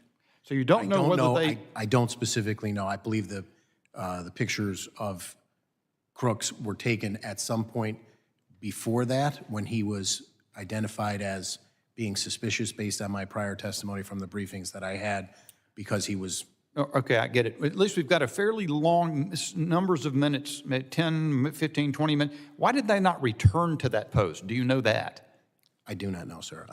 My understanding is that there was a very concerted effort at that point to actively search and locate him and dispel that suspicion. You mentioned that you have asked for, not received, I don't know if you call it the site plan, but from the Secret Service has not been given to you. Has there been anything else that you've asked for in the course of your investigation that's been denied or made inaccessible to you other than the site plan? Again, I want to be clear. No, I'm not aware of anything else that we've asked for, and we have not been denied.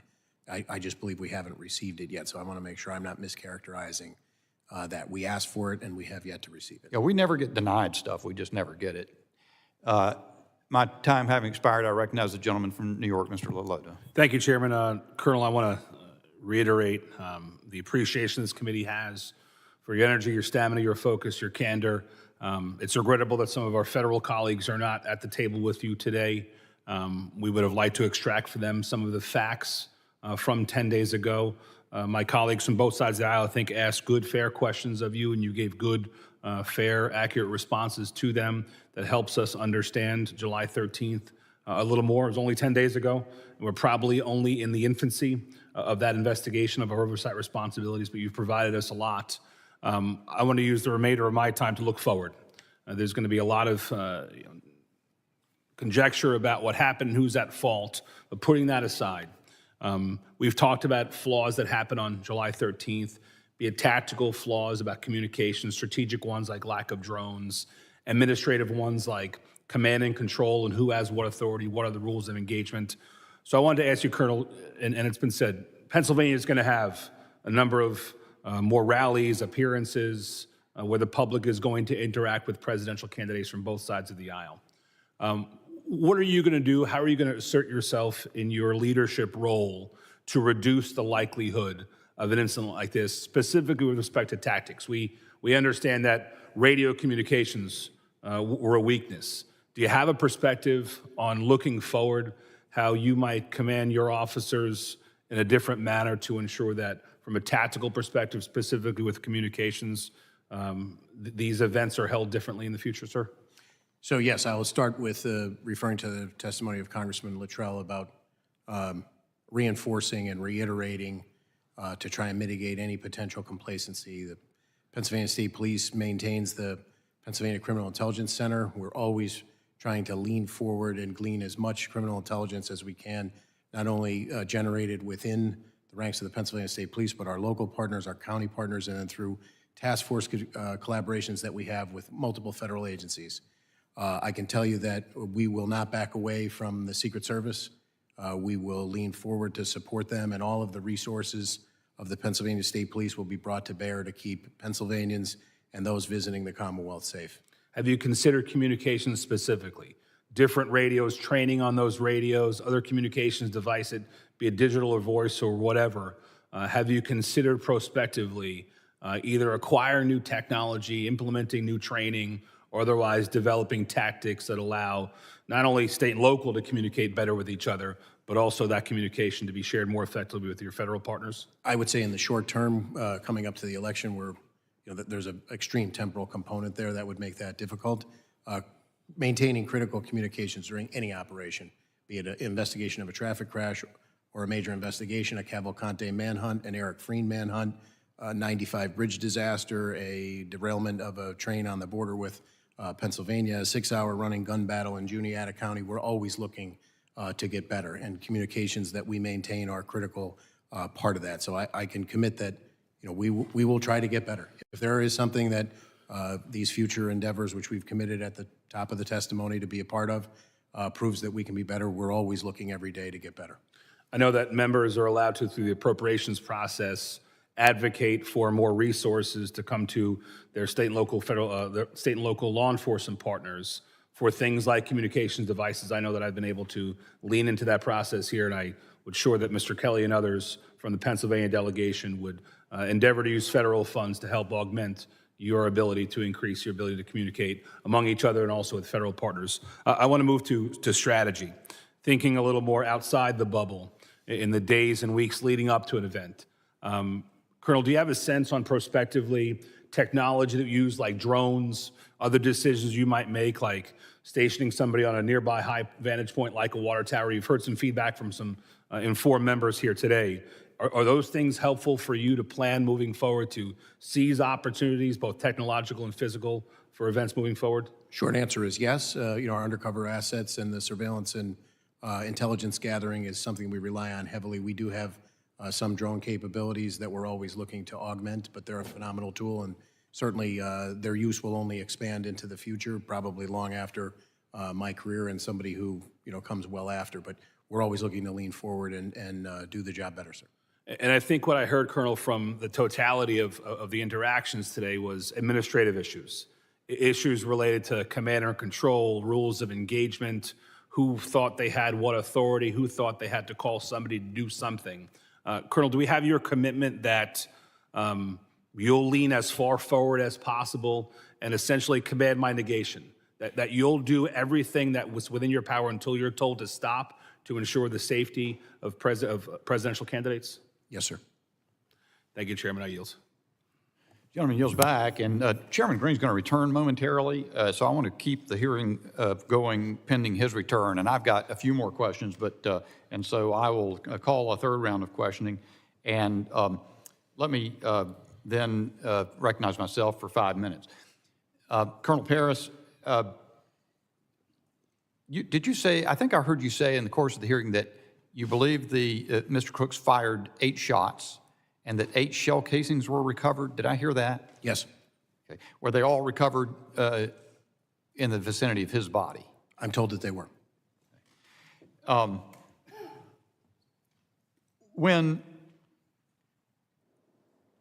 the information, let's see, the information concerning having identified Crooks as a suspicious figure was relayed, and the text message was sent to the Secret Service Command Center.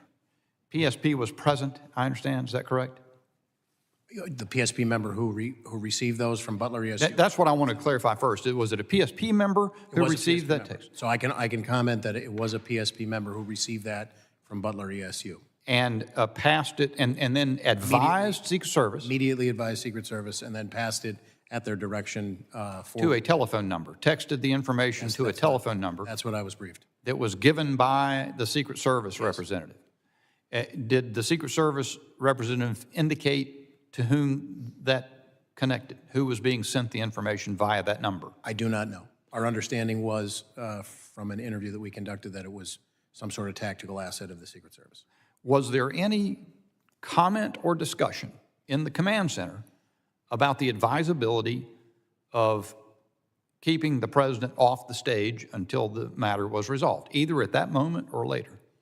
I do not know, and I would only underscore what I said before, the distinction between suspicion versus a threat. At that point, I think concerning, but it was still, the perspective at the time was suspicious and not yet a threat.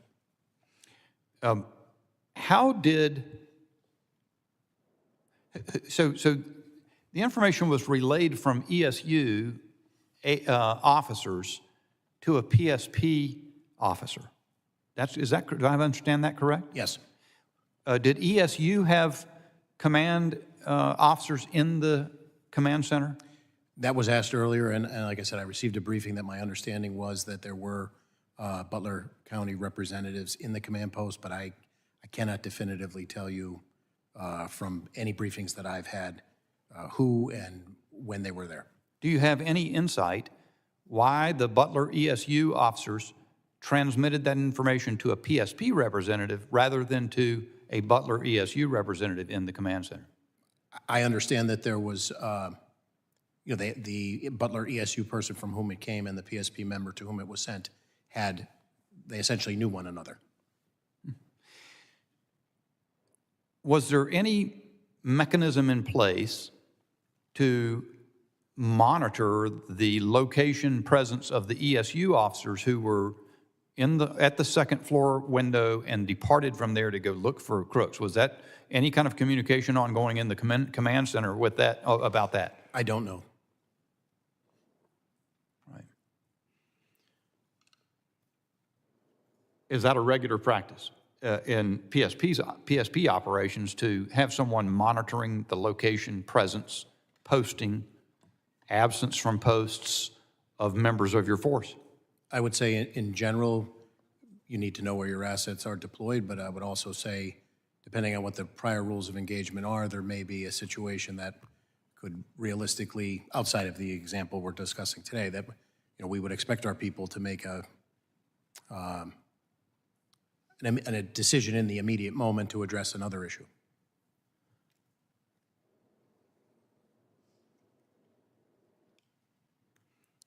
All right, I yield back and recognize the gentleman from California, Mr. Correa, for 5 minutes. Thank you, Mr. Chairman. Again, gentlemen, thank you for being here. Something Mr. LaLota said that I want to emphasize and underline, which is, gentlemen, I hope you lean forward when it comes to making decisions, making what your gut tells you is the right decision when you're out there trying to protect American lives, especially those of candidates. The situation is an interesting one because in this committee, we have been talking about domestic terrorism as being a bigger threat to the United States than foreign terrorism. And I would imagine, based on the facts that we know them today, this is a domestic individual that God knows what motivated him to do what he's doing. He was looking up information according to what I've read. He was looking at both Democrat and Republican candidates. God knows what set him off or where he was going or what targets he was really focused on other than possibly the opportunity. This is not good news because this is essentially a lone wolf, it would appear, that just God knows what motivated him.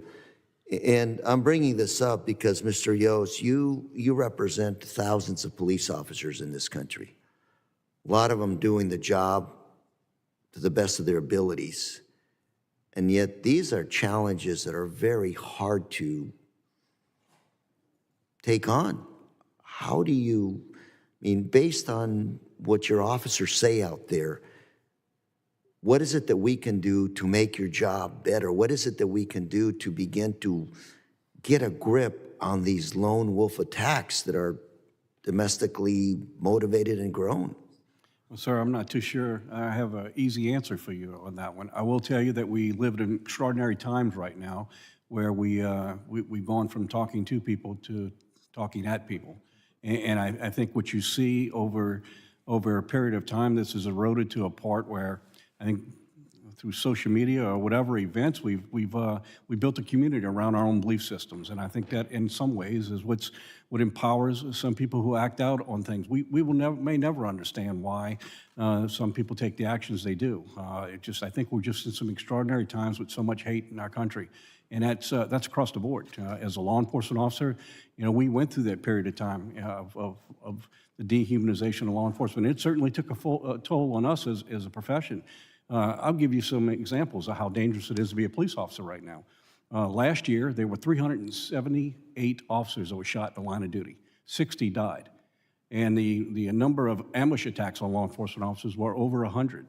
That's last year. This year, already, the first 6 months, we're at 200 officers have been shot in the line of duty. Last year? Last year was 376. And this year we're at? This year we're at 200 just in the first 6 months. So we're on par, or it will exceed what last year's been. There's just so much hatred in our country right now, and I think that I agree with the statements made by pretty much everyone in this room. We need to turn the rhetoric down. I think it's not serving to anyone. The hatred that we have across this country is permeating into everything we have, and that's everybody owns a little bit of responsibility with it. We need to focus on finding solutions to problems rather than blaming others for what the problems are. I know that that's not your question, but I think it. Well, actually, you are answering my question, sir. I'm sorry, what? You are answering my question. Yeah. So what can be done, sir? We really need to turn the rhetoric down. We need to recognize that in reality, this is the reality when it comes to law enforcement. The majority of violent crime in this country is committed by a small percentage of people. And when we're able to separate them from the people that they prey on, we impact crime. We struggle in this country because law enforcement officers are doing their job to try and separate that. But I think our system has just so many layers in it that shows that it's fractured. And we really need to get back to the real business of protecting the people we serve. That's the end of the day, that's what's most important. And so we live in some extraordinary times. I look at what happened here on the political stage. It doesn't surprise me because this has been happening across our country, across a number of individuals. Commissioner Harris, any thoughts? I would just say that we endeavor to try and be the most professional that we can to earn that respect every day. I think every encounter of the millions of calls of service that troopers answer across 45,000 square miles of the Commonwealth is an opportunity to establish that relationship and be professional and do the right thing. And that's what I think, sometimes the more complex the problem, the more simple the solution in terms of keeping our focus on being professionals, doing the right thing at the right time, and showing up every day and earning it. If I conclude by saying that thank you for your service to our country and to our communities, keeping us safe, and consider us, I think I can speak for everybody up here, consider us partners of yours. Work with us, talk to us, not at us, but with us, so we can figure out how to solve some of these issues. Thank you very much, Mr. Chairman. My time is up. Gentleman yields back, and all time having expired in the second round of questioning, I would yield to the ranking member for a closing statement if you have one, sir. Thank you, Mr. Chairman, and I do. And again, to repeat myself, thanks our witnesses for being here today, and I want to thank our chairman for calling this most important hearing. July 13th was a tragedy. Can't let it happen again. And that's why we're here today, oversight to get the facts. And I believe that we have started getting some facts. A whole lot more work to be done, but we're going in that direction. We do have a lot of questions for the Secret Service, for local law enforcement. And as Mr. Ivey said, the locals didn't get a lot of notice when it came to this campaign event for a presidential candidate. We need to do better. The American public is relying on us to get some answers. They want to make sure that, that we're doing the best we can to guard our democracy by guarding our candidates to office. And as we get closer to the November election, like you both have said, we got to watch the rhetoric. We got to tone it down. And I've heard those words in this committee. Right after January 6th, we echoed those same words from both sides. Tone it down, folks. And we're still there. We can do better. We can do better for this country, for our democracy, We need to again set an example for the rest of the world. All of us together, we can do this. Thank you very much, Mr. Chairman, and I yield. I thank the gentleman, and I'm going to give the chairman's closing statement for him, but it's prepared here, and I think that is the appropriate way to end. Before I do that, I want to say thank you to the witnesses, especially Colonel Paris Yoes. I will say that in the North Carolina Highway Patrol is an institution in my state that I have not, until I had occasion to serve in the legislature and then subsequently run for Congress and serve districts that have constantly changed in North Carolina, and I have seen institutionally how the State Highway Patrol has then fed the sheriff's offices over the course of time with the elected sheriffs who've come up in that institution. And I don't know that much about your organization, but you remind me of the fine men and women of the North Carolina Highway Patrol, and I really do appreciate your candor. Tomorrow, the director of the FBI, Christopher Wray, will be testifying before the Judiciary Committee, on which I also serve. And I hope he'll be candid. I believe there are moments when the sanctity of criminal investigations needs to be tempered by the fact that the nation needs answers to a national security crisis, as I suggested before. You have been candid while still protecting the sanctity of the investigations that are ongoing, or of which your agency is a part, and I appreciate that very much. So during this hearing, we got the news that Director Cheadle resigned. After refusing to give straightforward answers to Congress and the American people about the Secret Service's failures on July 13, seeing the chairman return, I'm going to pause and let him give his statement, which I had commenced. You're closing for me there?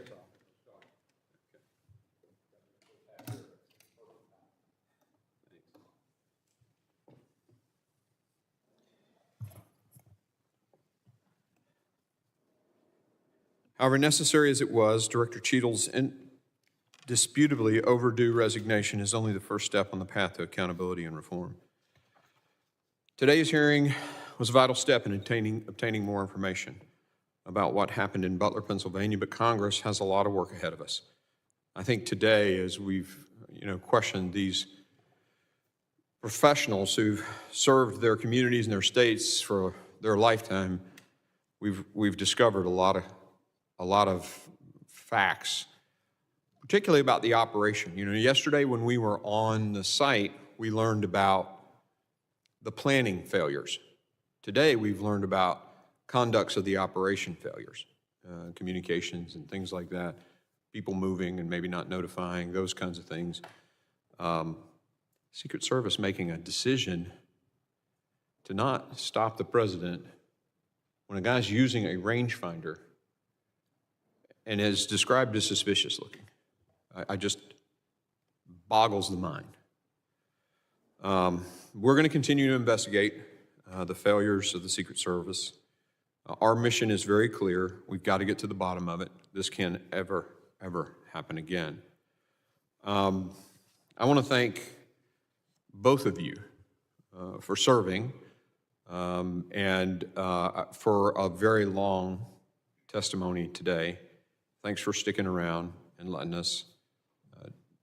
We're going to have lots of other people come in here, and we're going to get granular on all of this stuff.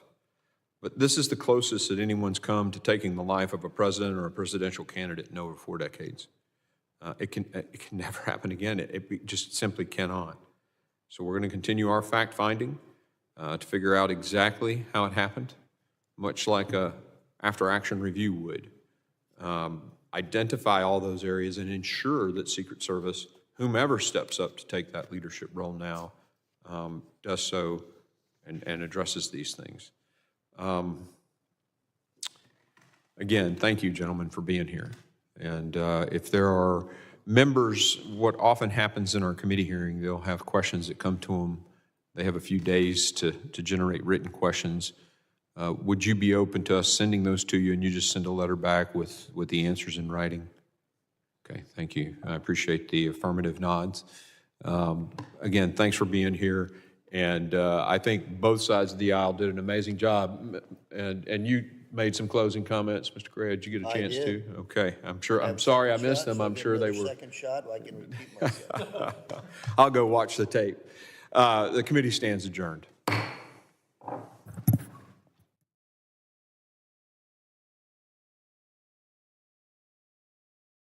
What's up, guys? My name is Jaden Hurd, and I'm the host of the Let It Be Heard show here on RSBN channel. I would love for you guys to check me out. I'm on Spotify, Apple Music, Apple Podcasts, Rumble, YouTube. We release episodes every single week regarding culture, Bible, social issues, politics, current events, anything. So if you're into any of that stuff, I highly recommend you check me out. God bless you guys, and stay safe out there.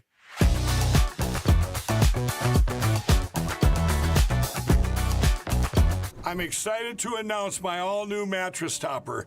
In the times we're in, I wanted to bring you the best affordable mattress topper ever. So I took my two best technologies and combined them to make the ultimate mattress topper. And now you can get it for as low as $69.98. Queen size, only $99.98. It all starts with my famous MyPillow foam that provides you that overall full body support. Second is the individual comfort supports that give you an amazing custom sleep experience. It's like it's made specifically for you.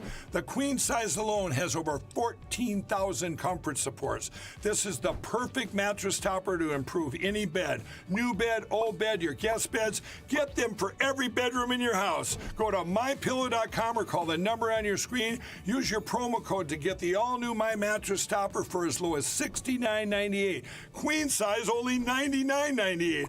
Don't delay, order today. Welcome to the Right Side Broadcasting Network. We're not like the other media outlets out there that cut and edit what other people say. In 2015, we were created by our founder, Joe Seals, to cover President Donald J. Trump's speeches and rallies, to which we continue to do to this day.